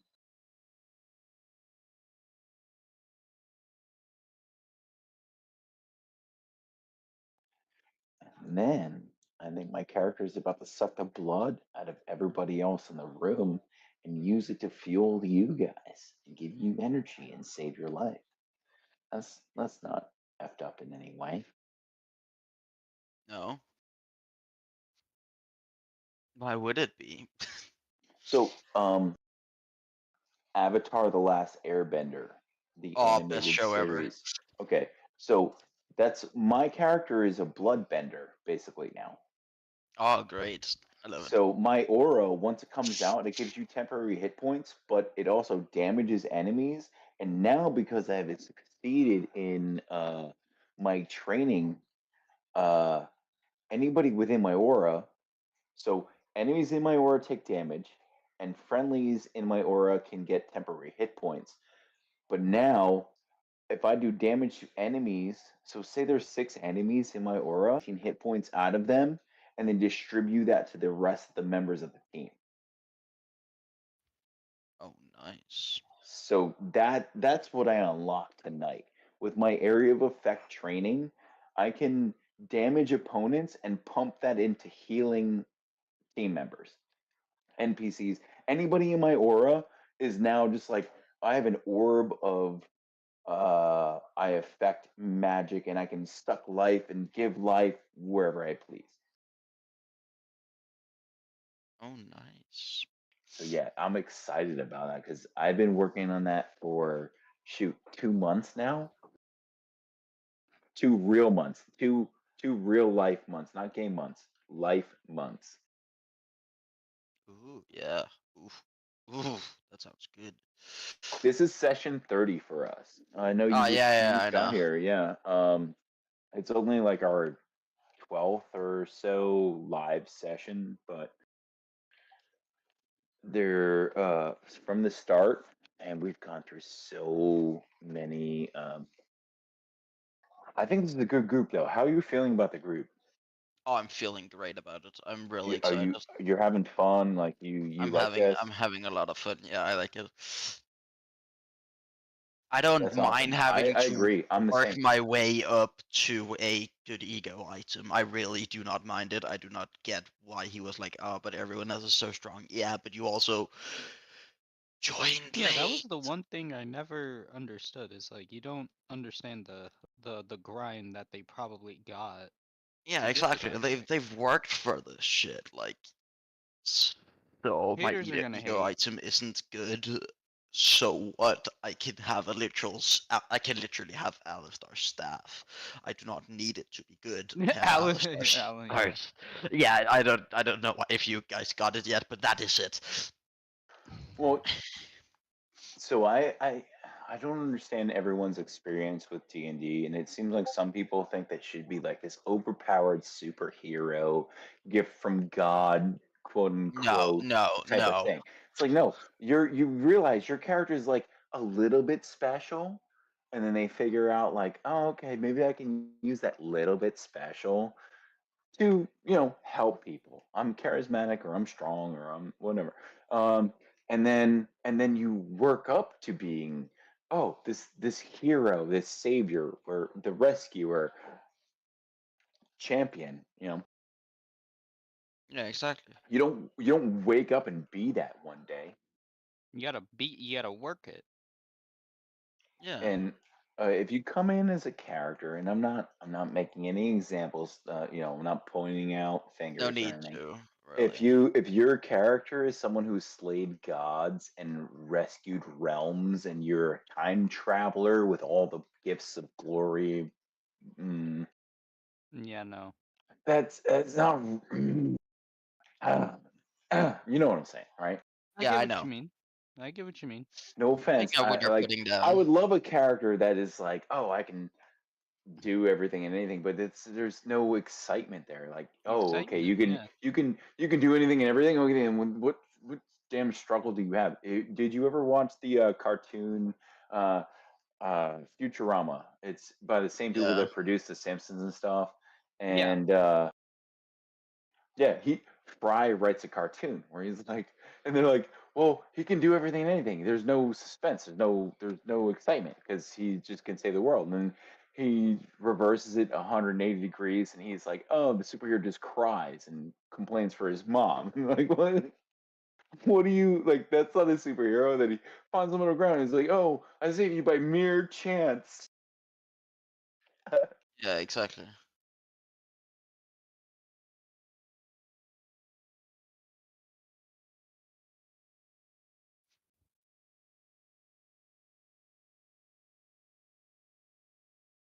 Gotta make a character for Tuesday. Ugh. So, did you guys play Elder Scrolls, Fallout, or Overwatch ever? I watch well, I've Scrolls and Fallout. Fallout was my first game I've ever played. Do you play Elder Scrolls Online currently? No, I don't. Do you play Fallout 76 online currently? I do want to get into Fallout 76. It took me a long time. When it first came out, it was garbage, and I hated it. I'm running a Fallout themed campaign, Excuse which me. is In like D&D, somewhat, it's in Fallout lore and everything. Just a different system, a but it's a TTRPG tabletop system. role playing, dice Mhm. rolling type of thing. Okay. Mhm. I'd be interested in that if you're need another player, but I am kind of maxed out on my game time right now. I have this campaign, and then I have another campaign that's on I'll Wednesdays. definitely I will keep that in mind, my man. What the fuck are these Dude, I rolls? freaking love Fallout. Like, oh Same man, here, I've been man. playing Fallout for 20 something years. Mm, I'm nice. serious. So, It's so dude. good. All right, hold on. I think I have to take a picture of this and send this to Discord. I have a mini nuke Mhm. with the Fallout anthology all the way up until Fallout 4. Here, I'm just gonna show you what I'm Rangers are currently wisdom watching on based, my right? next session. I think my stepdad might have the same thing. But yeah, no, The man. mini new. I love Fallout so much. The battery's dead though, so I if you used to touch the button, it makes a whoosh, and then the cashier sound cha-ching. But it sounds terrible. I'll try to get a video of this terrible ass sound. We'll see. Yeah, I don't think his makes some noise, but it's like a mini nuke, and inside it had space for all the games. No, this has the games in it. It goes from the original Fallout, Fallout 2, Fallout Tactics, Fallout 3 Game of the Year Edition, and Fallout Las Vegas Ultimate Edition is in this box. Yeah, I think that's the one he had or got at some point. Well, I love it because I kept my PC from around the time I got this because I got this like 8 years ago. And obviously, PCs evolve, but the compact Yeah, discs it's don't. kind of a pain because I bought Fallout 3 on Steam, and I haven't been able to play it because of something out some because the game's outdated and it needs some sort of software to properly run on the newer computer, and I haven't been able to figure out what. Yeah, so I'm saving this hard drive for that exact reason. That old hard drive plays these games. These CDs are compatible with that hard drive, so yeah, I'm holding on to it. I'm gonna upload this picture to Discord. I've been playing the Path of Exile game. Kind of crazy. Say that again. Sorry. I've been playing the Path of Exile. Path of Exile. Is that a Bethesda game too? No, that's they're independent. I guess it's basically Diablo mixed with Dark Souls, kind of. Like Gotcha. it's a lot harder than Diablo, Mm-hmm. but the second That's been second one came out for early access last month. All right. Yeah, his looks different than it's slightly different than I think the version he has is a much older version than that one. What's up? So that one looks like it's kind of grayish. What are we talking about? Orphan, that looks so good. Fallout, Bethesda Hell yeah. games in general. Yeah, that's a leg of lamb. That's a lamb. Yep, it's lamb. I got it all seasoned up. It still isn't fully thawed in the middle, so I gotta wait a little bit longer. But it doesn't matter anyway because we're not gonna be done till 9 o'clock anyway. So it still has like another hour and a half anyway. So it probably will be good just by the time we're done. No, that's just not allowed to send that. Now I want to go take out my meat that I have in the freezer.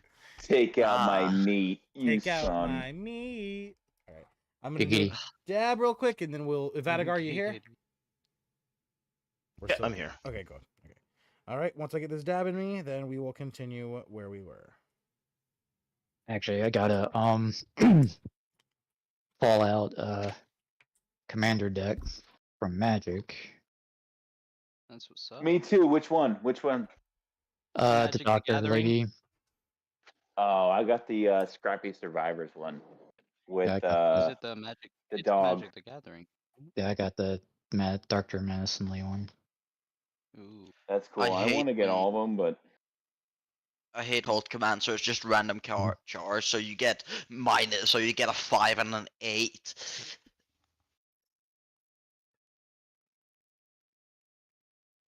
yeah, I only recently learned about the commander, but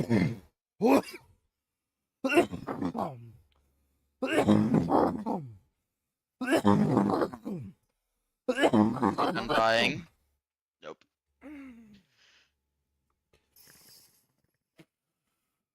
If I wisdom. I'm allergic to weed too, but I can't stop smoking it. So anyway,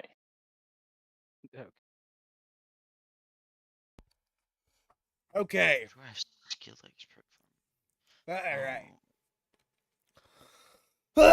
I'm almost done dying, and we can continue. Damn, 3 viewers over on the live stream. Thank you guys so much for watching. Oh, Nick, why is Cash App banned in the UK? It's not banned in the UK. It's banned in Denmark. Well, I know Xerix is in the UK, and he says it's banned there too. Lol. I think it's a Europe thing. Yeah, why the fuck is Cash App banned? Man, that sucks. Man, Oh. all my EU viewers are just can't donate to me yet, which that blows. Get something else then. blame China. Does Venmo work in Norway? I don't know if Venmo in Denmark. Let me just check that. I'll put my Venmo tag up too then. Shit. Fucking put multiple tags up since fucking Cash App is banned in the EU apparently. That sucks ass. Cool. PayPal works? PayPal works. All right, I can put PayPal up at one point in time for my EU viewers. Obviously, I don't expect you to donate or anything. I'm just saying it's helpful And, information since I know because you can Yeah. tell me what's banned and shit, so I can at least so if I do have any EU viewers, they can donate. All right, this is awesome. Good to know. All right, Atlin, it is your turn. You rolled your dice, you got your crit and everything. How many dice are you now rolling? So you said it was a triple crit. So Triple crit. originally,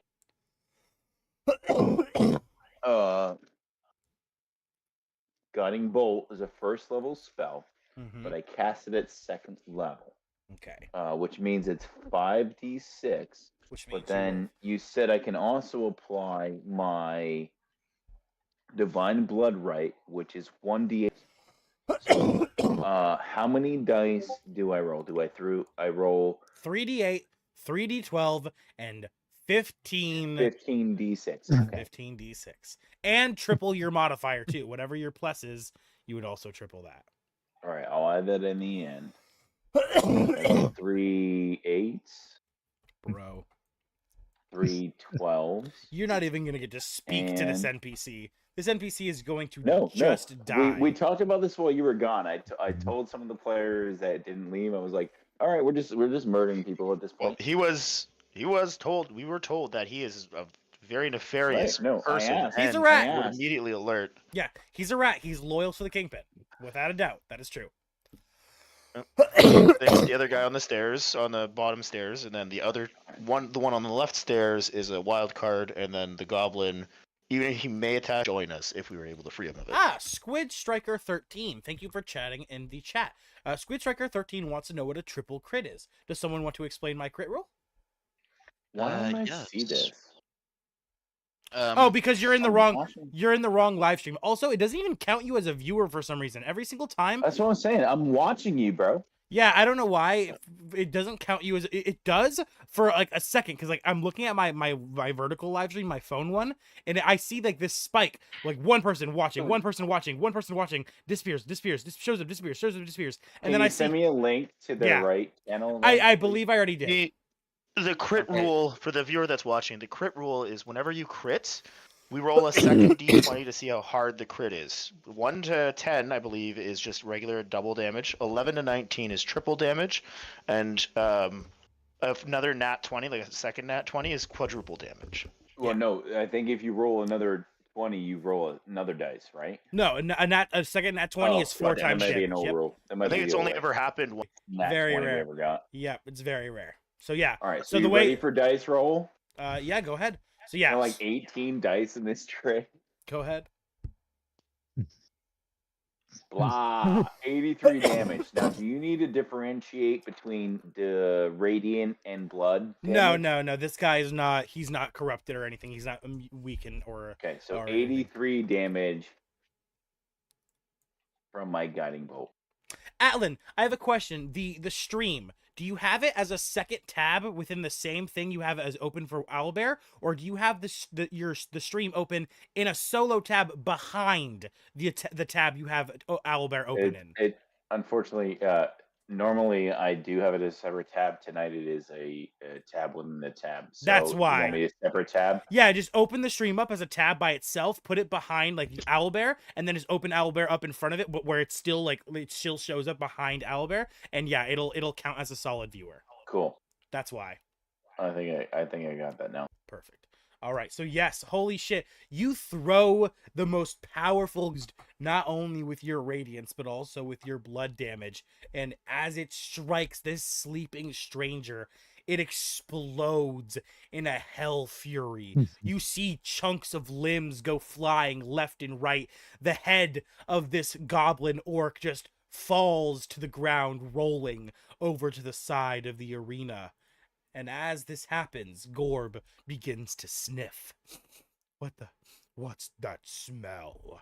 Fee-fi, who the fucking fuck is in my arena? And as he begins to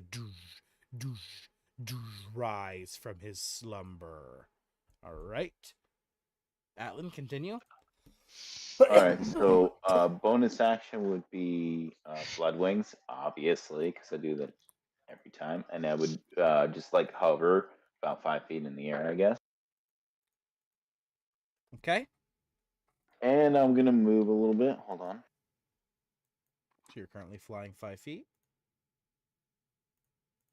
And yeah, I don't even take the stairs. I move. I'm hovering, let's say, 10 feet above this stair right here. Okay. Shit. Oh no. Am I still in initiative? No, don't worry. Initiative is not in the tracker. It's on a separate Cool. note tab for me. Sorry, I clicked the wrong button. Anyway, so that's Atlan's movement, action, bonus action. Straw is going to. Um,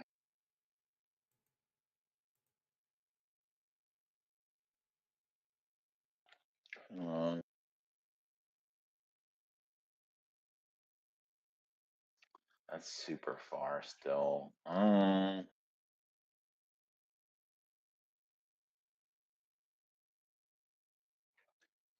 So is this where Gorb is? Is this like a pit? Is it lower in the ground? No, but it's surrounded by a makeshift wooden arena, like kind of like barricades and shit. So this something like this looks like cover. Yes, definitely, yeah.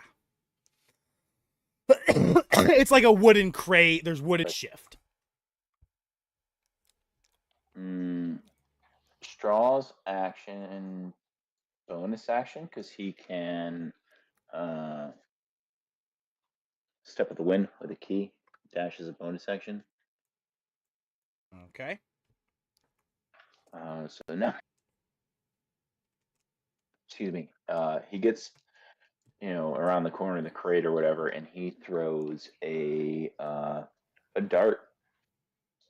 As an action, he'll get 2 darts. He gets 2 darts. Does he have nope, stunning bolt was not on this. He's gonna throw 1.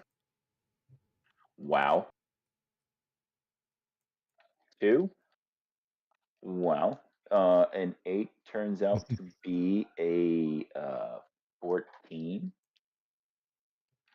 And you know what? Can I use an Atlan funny die to roll a 12 for this? Of course. We're rolling for a 12.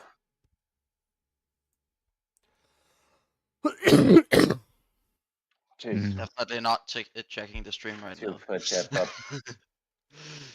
up. So that was a what was that?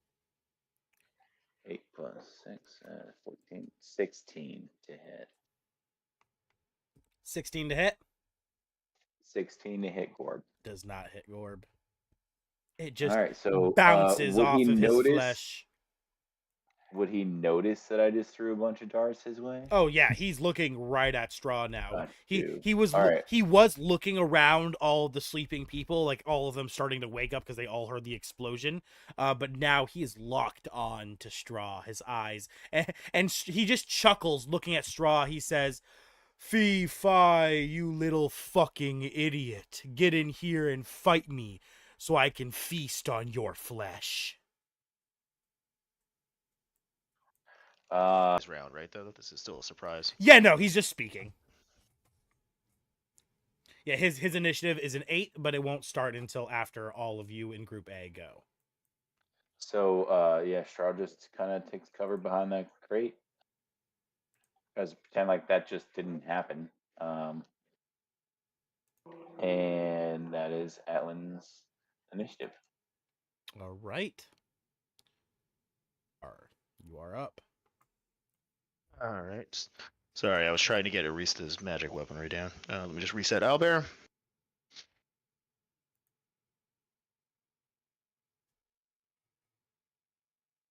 My phone is being real slow today. All right. So that little guy's dead. Holy fuck, this. Goddamn. Not is he just dead, but Vadagar, you have his guts and intestines just splattered across your face. Fair. You notice Fenrir or what's not Fenrir Zephyr Zephyr. not Fenrir Zephyr grabs a piece of the intestines and begins to eat it while sitting on your shoulder, and Silverwing essentially does the same thing, but he grabs an eye. You notice one of the two eyes of the creature is sitting on your in your beard, and Silverwing just grabs it and begins to feast on it. Well, we cannot move far.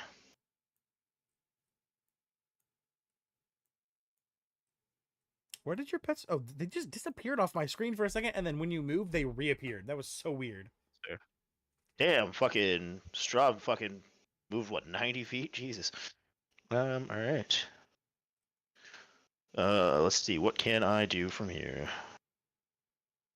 Pull my character back up.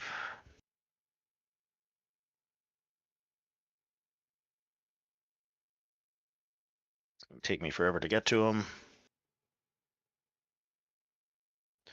I guess I will grab one of the. I'm gonna just do this right off the fucking get go, because this guy did kill Valerius last time, and I'm hella far to do fucking anything else. Fucking, he's getting a magic missile. All right. I figured you'd summon your hailstorm on him and then pelt him with the ultimate of it. Yep, this guy pissed me off last time. Fucking killed someone. Oh yeah, and that death led to him actually dying in the real world too. All right. Hold on. Oh. Okay, does that hit him? It's got I can't 100. see under my thumb. It's 120 distance, right? Yeah. Yeah, you got him. Yeah. All right. Well, here we go. I don't need to separate fire, correct? No, he's got no immunity to fire or anything. 1, 2, 3, 6. Fire will make him hunger, however. He will become hungering. This is going to be +7. That's 97 points of damage. You fucking. Where do you throw it? Right in his eyeballs. Like they're just going to constantly pelt like one eyeball, the other eyeball, one eyeball, the other eyeball, one eyeball, the other eyeball. Look. And so 3 in each eyeball, 1 right in the nose, right in the nostril, since he's smelling shit. Yeah, so you throw 3 at his eye patch, and then 3 at his eye, and then 1 at his nose. The eye patch catches fire. Actually, if he's wearing an eye patch, they're all going towards the eye that's not wearing an eye patch. I thought both eyes were open. I didn't know he's wearing an eye patch. Yeah, he's wearing an eye patch. Yeah, he's missing an eye. So 6 to the 6 to the good eye, and 6 to the good eye and 1 to the nostrils. You pelt him, and it hits over and over and over and over, and it just causes such a fucking fiery explosion. And when the dust begins to settle, you see that all is left, that all is on his face is a nosebleed. Yep. All right. And then as he wipes it with his arm, looking at it, he licks the blood off of his skin, licking his lips, and then just staring at you. Yep. What's up, buddy?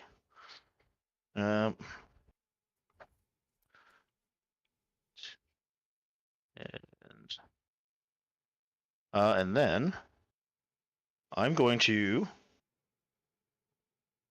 bonus action cast fucking slow on him. Okay. So he needs to make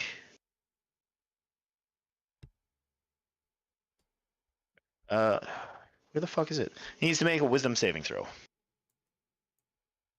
Wisdom saving throw? Okay. Yes, sir.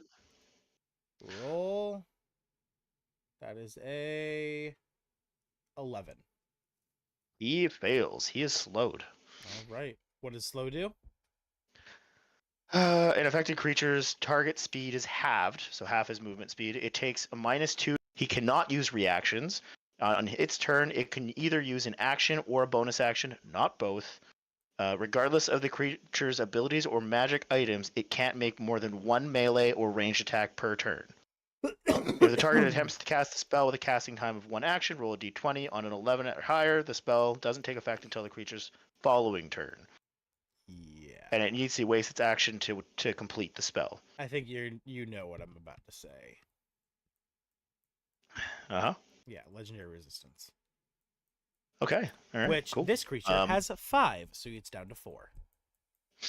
That's fair. And then.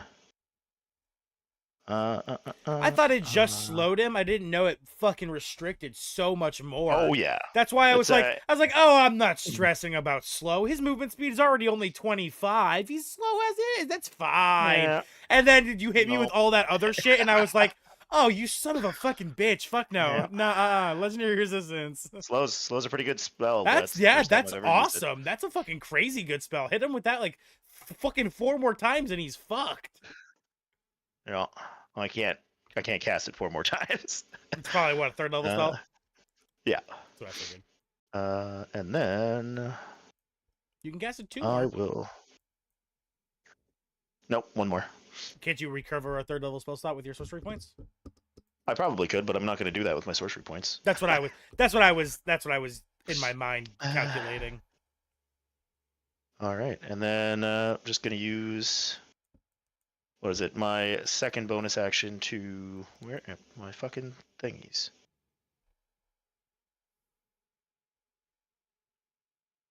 Yeah, I don't know what to do with my second bonus action. I'm just going to. Vedagar's thingies are the most dangerous things he has. Yeah, I'm just going to. Sorry. I'm going to activate one of my charges on my flail. I'm going to activate my flame flail. Okay. So your flail ignites in fire. Yep. All right. And that is my turn. Riley. God, you can do that. You can go down like 2 stairs. There you go. Fuck, I don't even think a crossbow would have It is the a range very to hit it that. is a very large staircase, and this also is a very big area. Like Gorb is Yeah, a fucking I'm just- huge dude. Range on a fucking crossbow. 100, 400. Okay, so you should be able to hit him. So, yep. Fucking firework arrow. Since he's surprised, do we have advantage? Yes. Don't forget Riley gets the +1 Oh, he's got a +1 to it. Gotcha. for the infusion. Vedagar, did you use your first attack advantage from my blessing? I haven't done a melee attack. I didn't roll anything attack rolls. Yeah, he did. Oh, he fair, did magic fair. missile, so it was I'm auto hit. fucking way too far to be able to. Well, so melee. technically, GM, he still has that advantage, right? Yep, Yes, yeah, he still's got that. Yep. But that's not on right. That's not me. That's Riley. Yeah. This is Riley attacking. Riley's also blessed. Right, though. but I just remembered. I didn't hear you say it, so yeah, you're right though. Go ahead. Okay, firework is plus 20. It's plus 13. That is a 29 to hit. 29 hits. And that's where's firework? And then this is the second attack. He's another 13 to hit. That's a 30 to hit. Hits. This is gonna be plus 18 since he can use 2 of the arrows, 2 of his explosive arrows. So that is going to be 49 points of damage, of explosive damage. All right. Where does Riley follow up the shots to the face with another shot to the face? Yeah, straight to the eye. He fucking And then try. it fucking attempts plants to, and it explodes. He attempts to shoot Gorb straight in the eye, but Gorb just barely moves his head where he grabs the explosion arrow with his mouth and he just fucking gulps it. And you see the explosion happens in his throat, and then he just kind of burps up the fucking smoke. Okay, and that was 2 arrows. Yep. So yeah. All right. And that brings us to Mortem. Gadok. God, my owlbear is being fucking. What is stupid. Mortem doing? Let's see.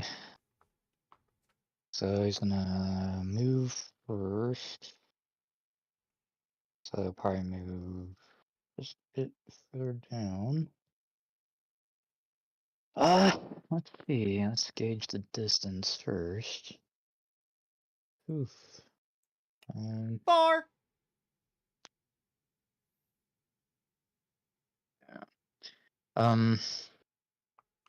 Definitely doesn't have anything he can do here.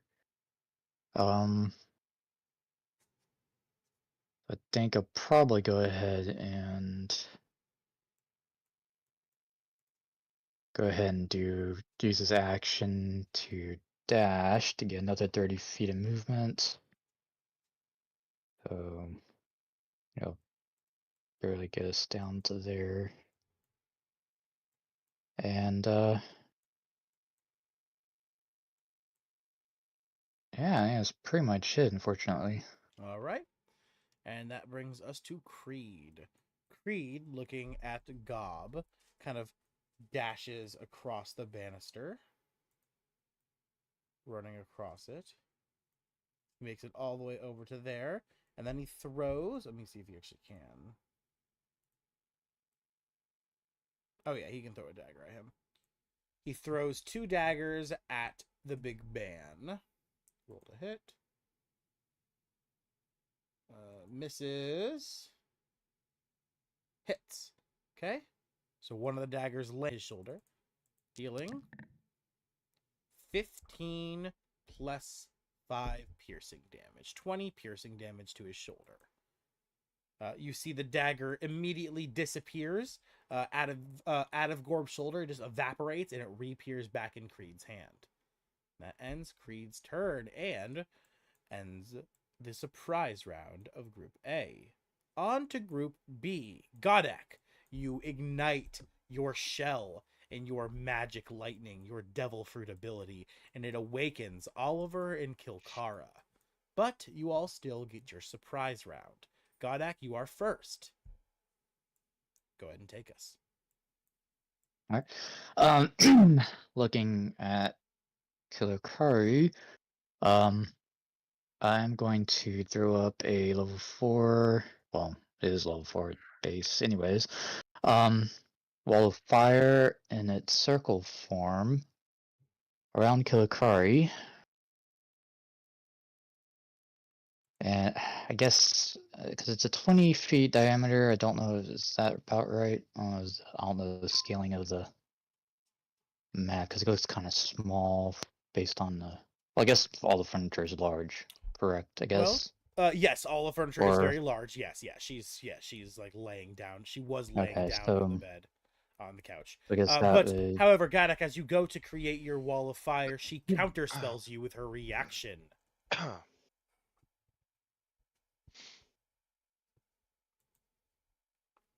on 1 second.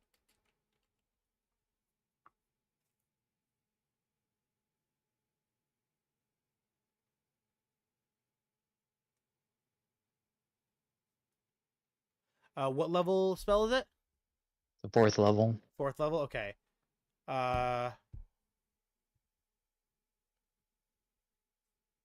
Okay, so I have to make a check. So the spell, it's a 4th level spell, so it's a 14. And I do it with her charisma modifier. That's an 18, so that passes. All right, so your spell is instantly nullified. All right.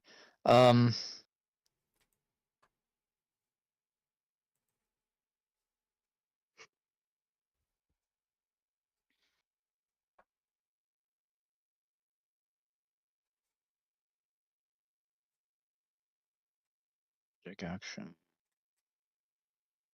What about item actions like a wand? What about, what do you mean?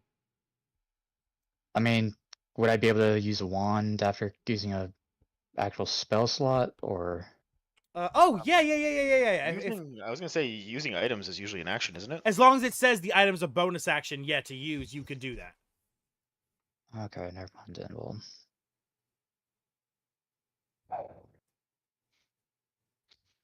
yeah, I could already use. Well, yeah, use. Well,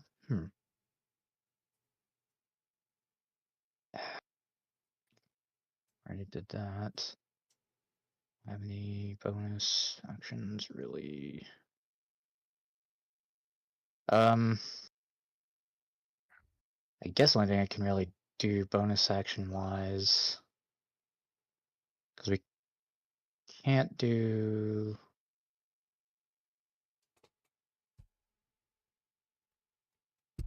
With regards to casting slotted spells, we only can do one per turn, right? For the slotted spells slots. Unless the spell is a bonus action. If you have a bonus action spell, you can cast that along with an action spell. Okay, because I got my quicken spell. I have enough. I can quicken spell something then. Yes, yeah, like Vadagar, yeah. Like Vadagar, you can do that, correct. Risk. Yeah, I'll go ahead and risk it. I'm gonna go ahead and quicken spell another wall of fire. All right, well, she has no reaction now, so she can't do anything about it. Really want to keep her contained. She's just she looks at you with fierce, angry eyes as you then quicken spell, yeah, and you do that shit. And I'm gonna transmute this to radiant. And so then dex save a 19. Roll. Her dex modifier is what? Plus. So 18. So it's a 19, so it fails. Okay. So 5. And that's gonna be 30 radiant damage. Which is doubled because she is weak to radiant. She hisses and she scowls at you in pain as you create this circle of radiance around her. You see her begin to ready a spell, but obviously it doesn't happen until it's her turn.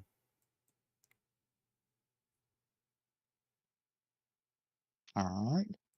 And that's my go at least. Right. That brings us to Arista. Vadagar, what is Arista doing? Sorry, I was still trying to work out her items real quick, but I got stuff so far. I'll switch back over to Owlbear. Okay. Sorry, my owlbear I keep having to reload it because it's being really weird today. Oh, hey, I don't know if you've ever thought of this idea, but I know your Xbox has a browser on it. I'm pretty sure Owlbear can run on your Xbox browser. Yeah, but you know how hard that would be to control on a fucking I'm just saying controller? you don't actually have to like move your character around with the controller. You can just tell me where you want to move, but I'm just saying you would have a nice clear view of everything. I'm just saying. So is he still sleeping? Yes, the Kingpin is still asleep. He is not woken.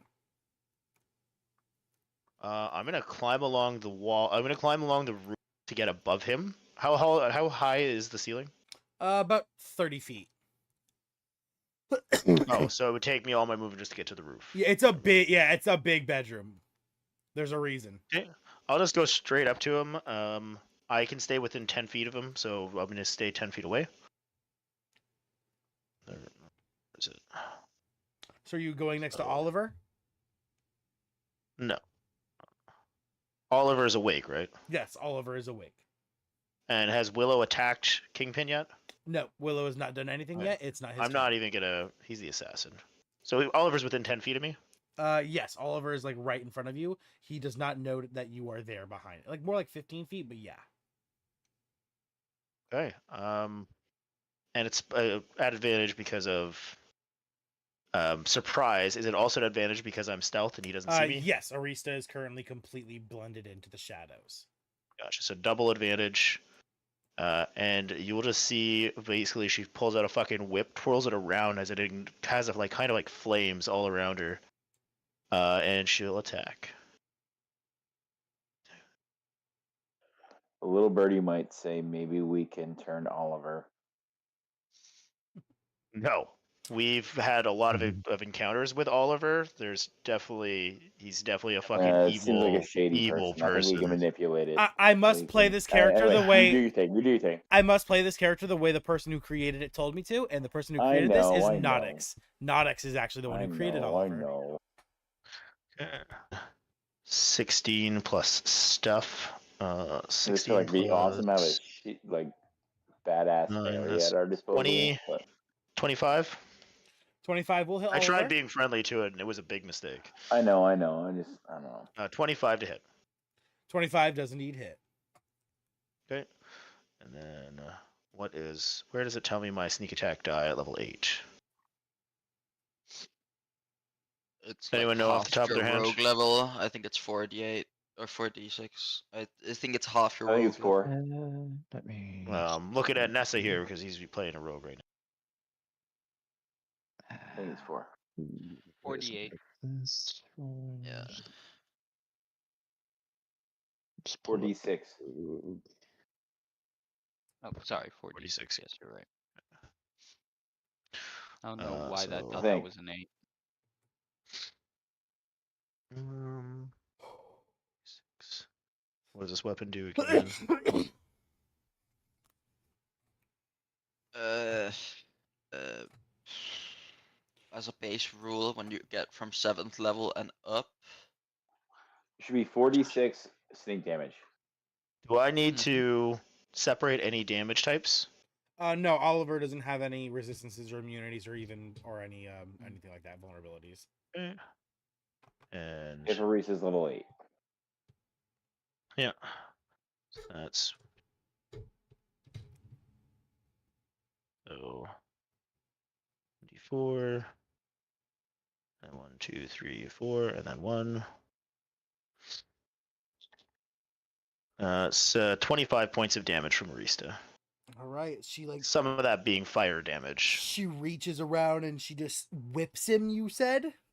Yes, she's got. I took my uncommon item that I took, or the rare item that I took was the Lash of Immolation. Oliver is suddenly wrapped up in a whip. Oh, 26 points of damage. Sorry, it's a +1. I forgot. No problem. Oliver is suddenly wrapped up in a whip as it strikes him and engulfs him in flames as he is suddenly spun around violently as the whip comes off of him, and he's slowly gains his balance as he begins to float in the air looking at Rista. He says, "Damn, bitch, you kinky." And then, so wait, he turned around and Whip someone, you can wrap the whip around them and then you can kind of spin them. That's like what Arista did. okay. So I'm like in. You said this corner is like darkness, right? Oh yeah, he can't see it. Yeah, he can't see you. He just fucking he just fucking is just he got whipped, so he's just yelling that out. I'm gonna start like very stealthily trying to climb up the wall. Fucking my 30 feet, try to get to the corner of the ceiling, All right. and then bonus action hide. All Just to right. get another stealthy off, just to kind of make it so he doesn't see me. Roll stealth. Fade to black. This is at advantage because Pass of the Trace is still up, Yep.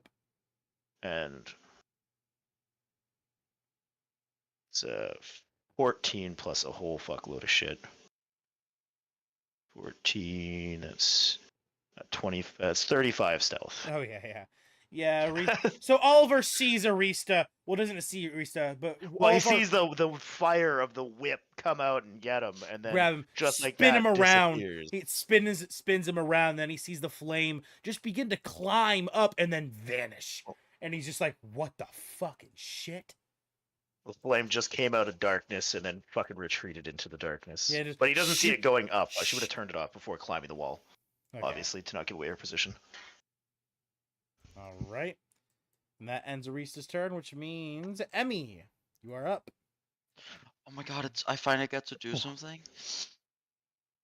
Now what to do as the buffing character?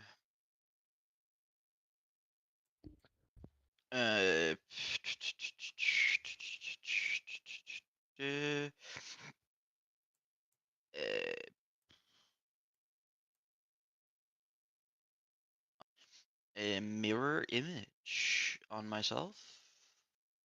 Okay. It's a self cast, so I will cast mirror image. So I create 3 duplicates of myself. How many? 3.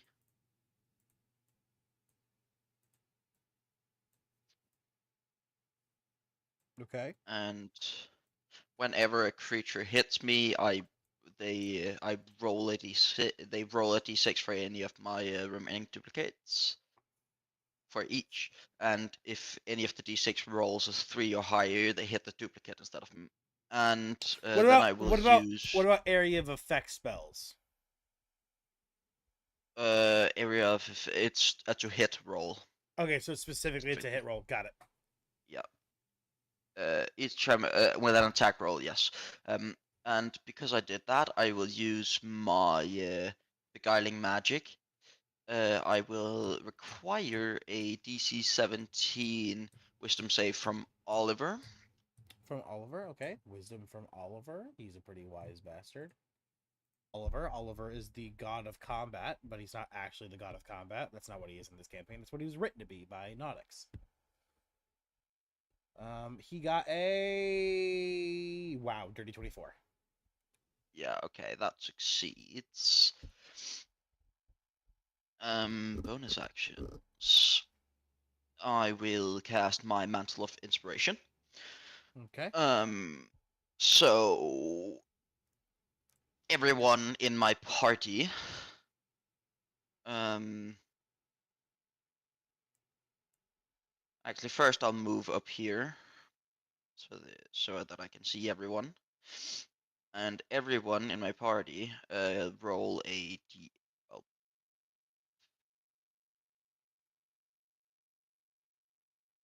Mantle of Inspiration. Everyone rolls what? I roll. Okay. I will a d8, and then 6 creatures. So, Nessa, Willow, Godok, his little turtle, and Emmy herself. And you said will. it can be 6, right? So Arista as well, too, right? But can I see her? No, but do you need to see her? Yes. Then yeah, no. Because we're in the same party, does he see my nameplate? Yes. Right. That's why you're fighting it.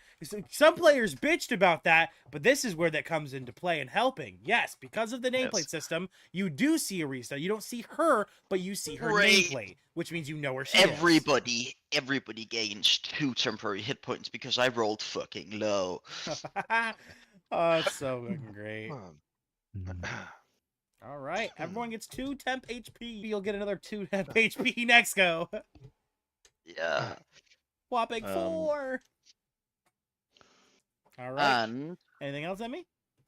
Lila? Lila? yes, I will regain a. I will then regain a use of beguiling magic by expending a bardic inspiration. Okay. And I will do nothing else. But Lila will cast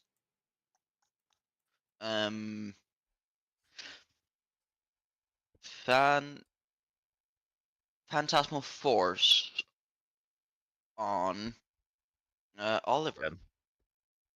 Oh wait, no, it's okay. That's a different one. Yeah. Phantasmal Force, what do you need from me? Phantasmal Force 2024. There we go. Phantasmal.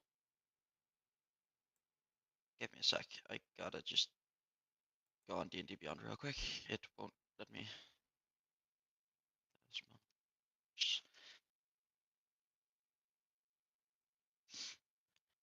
I will need an intelligence save. Intelligence save from Oliver. He's not the most intelligence fucker. He's a lot more wise. But with a 16, does he pass? Yes. Okay.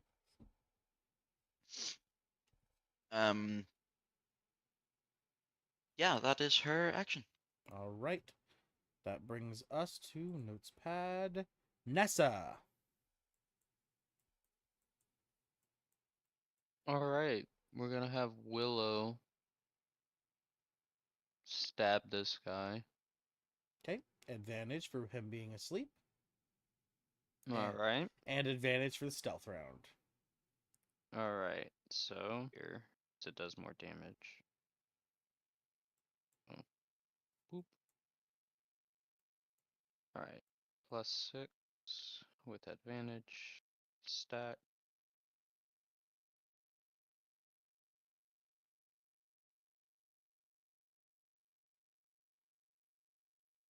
Uh, 15 plus 6 to hit 21. I do have advantage. The Kingpin? Yes. He did. Was the Kingpin still... the Kingpin, if the Kingpin was surprised, it's an auto crit if you hit him. Because you're assassin, Oh, right? okay. Yeah. Then yeah, it is an auto crit. So roll Yeah, the crit. he because is it's sleeping. the main thing for the assassin is just that first attack. Roll the crit. All right. Yep. There you go. Let's see how hard you crit. All right. So 4d6. Nope, no. We have to see how hard you crit first. So roll your d20. Okay. All right. Cool. Key dice. Roll d20. 12. So triple your dice and Triple- triple your modifier Triple my modifier. and And- triple your damage dice. Okay. So this is gonna be a bit. So Nessa, don't. I'm pretty sure you didn't make that roll in Owlbear. Just remember to make rolls in Owlbear. Oh, he did Yes, the 12. I saw it. Oh, I did. I checked the dice history. Everything just now. Of course, I speak, and now everything refreshes instantly for me. It's so funny. I checked the dice history thing, and I didn't see a roll, and I was like, "Oh, maybe they just didn't make it." And I was just gonna tell you. No. but- Oh, I saw Now- it pop up on the. Yeah, it just popped So- up for me. It's going to so for Willow's sneak attack. Okay. So you're doing Sneak. 12, 12d6 and 3d8. plus 12d6. Yep. triple your plus- modifier. Plus 3d8 plus whatever triple that modifier is. So Do you have 38. anything from your assassin that gives you extra dice? Because I know the assassins, this is their bread and butter. Let me check. I can see assassin subclass. I do have Savage Attacker as just a feat, so I could re-roll any. Plus my modifier would be +9. Alright, so 12d6. 1, 2, 3, 4, 5, 6, 7, 8, 9, 10, 11, 12. 3d8. 1, 2, 3. +9.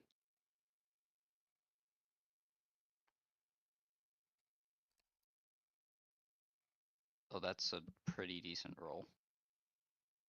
63 damage. Where does Willow On to- plunge his dagger? Probably just slits his throat.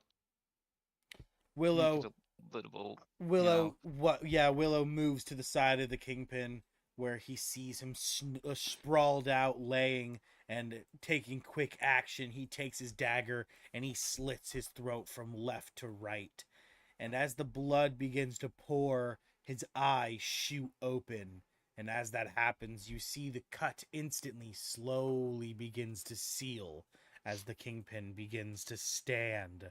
Looking at Willow, slowly his eyes begin to change, going from a normal pupil to a slit like a cat's.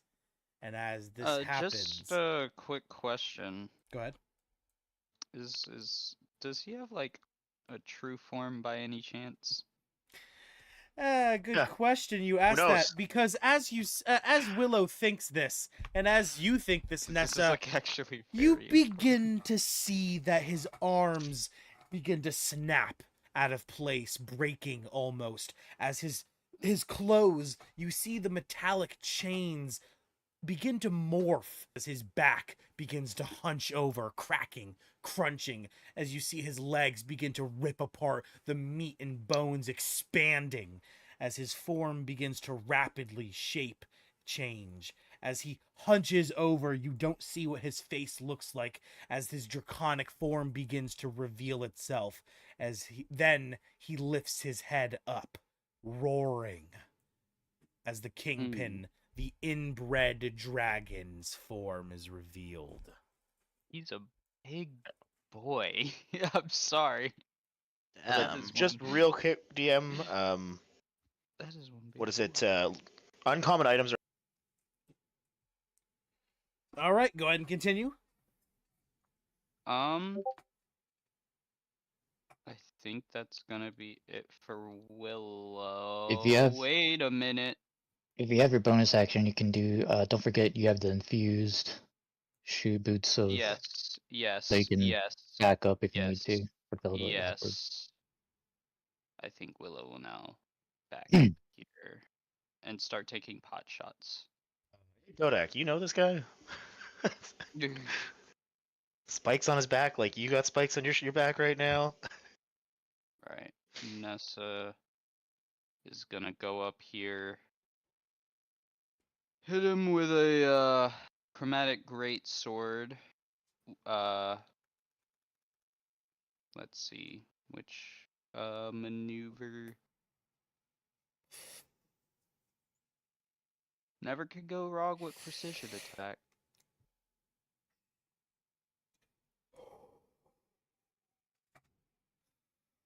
+9. Do I have advantage at all? No. Okay. Oh yes, yes. Surprise round advantage still. Good So to know. 1 advantage, but sadly that's all. Good to know. Oh, no, Let's he's roll! dragging. Use his Okay. bonus. That's 17, 5, 6, 32. 32. All right, where do you stab him? I'm stabbing him in his belly. His- His big belly. You Get in my belly. You stab him. You stab into his belly, making a large enough cut that as you pull the sword back, you begin to see gold coins fall out of his guts. Oh. As the God. wound quickly seals itself back up, you see the kingpin scoop this gold covered in black tar and blood, and he begins to eat it all, swallowing it back into his stomach. That would be 11 damage onto him. All right. And then I'm gonna make extra attack. Another precision strike. Yeah, why not?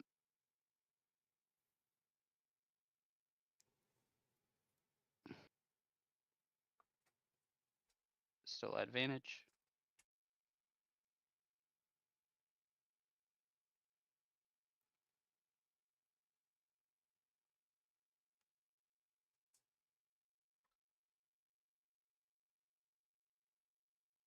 Man, whoever created this stat block is more masochistic than I am. I'm gonna nerf it a little. I I'll think just the roll word it. you're looking for is sadistic, not masochistic. Oh yeah, sadistic. Yeah, correct. You're right.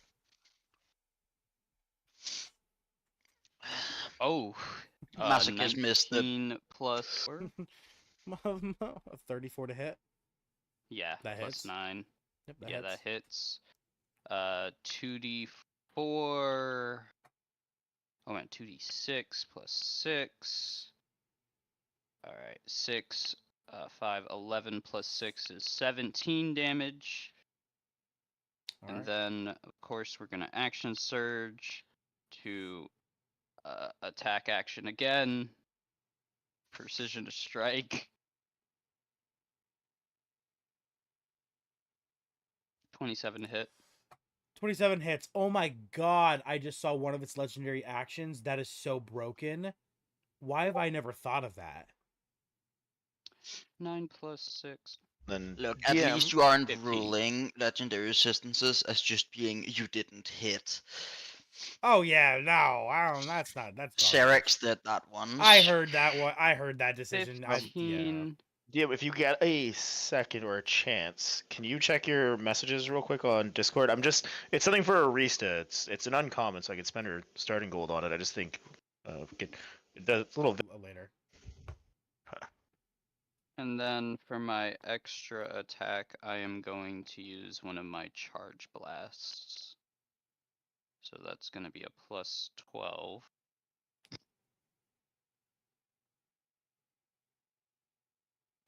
With Whoever- advantage. And we're going to make that a precision strike as well. just dump everything into this guy. Yeah, it's a good idea. Yeah, I know, right? As they say in war, that's a 26 to hit. That hits. All right, so I didn't you're gonna know- make I didn't know that's some what they said in war. saves. Oh, they do say in war to when if you're going stealthy to be very quiet, but if everything's gonna go loud, you fuck shit up very quickly. I just like I was gonna say you could. I don't know if you want to try positioning yourself so that you can hit Oliver at the same time with that blast. Oh well, I could, and I wouldn't be outside of his range. Oh, but I don't want to hit Arista. I would like with to it. just point out. Arista's Yes. 30 feet in the air, so she's on the roof. I'd like You to wouldn't just. hit I'd like to just point out. Never that mind then. Yeah, no, that's the plan. I'm gonna need saves from them to be either paralyzed or freeze. Okay. 2d6, 2d12, lightning, and 2d12 frost. He says dexterity. Plus, Oliver got a dirty 21. plus my proficiency. Kingpin. Ooh, Kingpin got a nat Plus, plus my proficiency. All right, 10, 10, 20 lightning damage onto that boy, and 10. I'll say 13 for frost damage onto him. Okay. So he's Same with frozen all and of them. paralyzed. Yes. Awesome. No. Wait a minute. Wait a minute. I can now use my bonus action to summon a knight and then make more attacks. Because it goes immediately after my turn. Okay. Okay, so let's just get it's the basic ass knight stat block, which I fucking love. This is gonna be so easy. For easiness, I'm just gonna put this little token there for the knight spirit.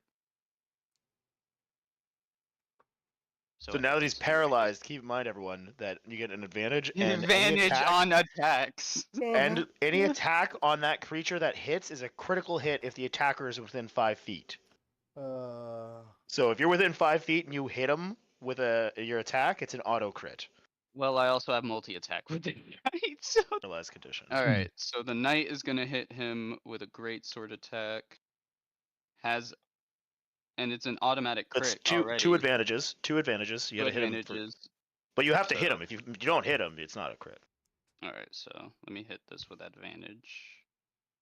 So you get 2 advantages. Yeah. 22 to hit? 22 does hit. So that's an auto crit. Auto crit. So roll to crit. He does have multi-attack, so I just want to see if he hits. So roll 3d20 on that one. 3d20. 1, 1. And then I'll just add the modifier to the highest. 11 plus 5 is Not hitting. 16 to 16. hit. Not hitting. Alright, so the first one does auto crit, so Roll to crit. that would be let's see how hard we crit. 7. 2 times damage. 2 times damage. Alright. So let me look at the knight again. He does 2d6 plus 3, so that would be 4d6 plus 6. 2, 3, 4. 1, 2, 3, 4, 5, 6. 19 damage. All right, 19 damage, and that ends your turn. Wait, let me see if the knight can do anything else.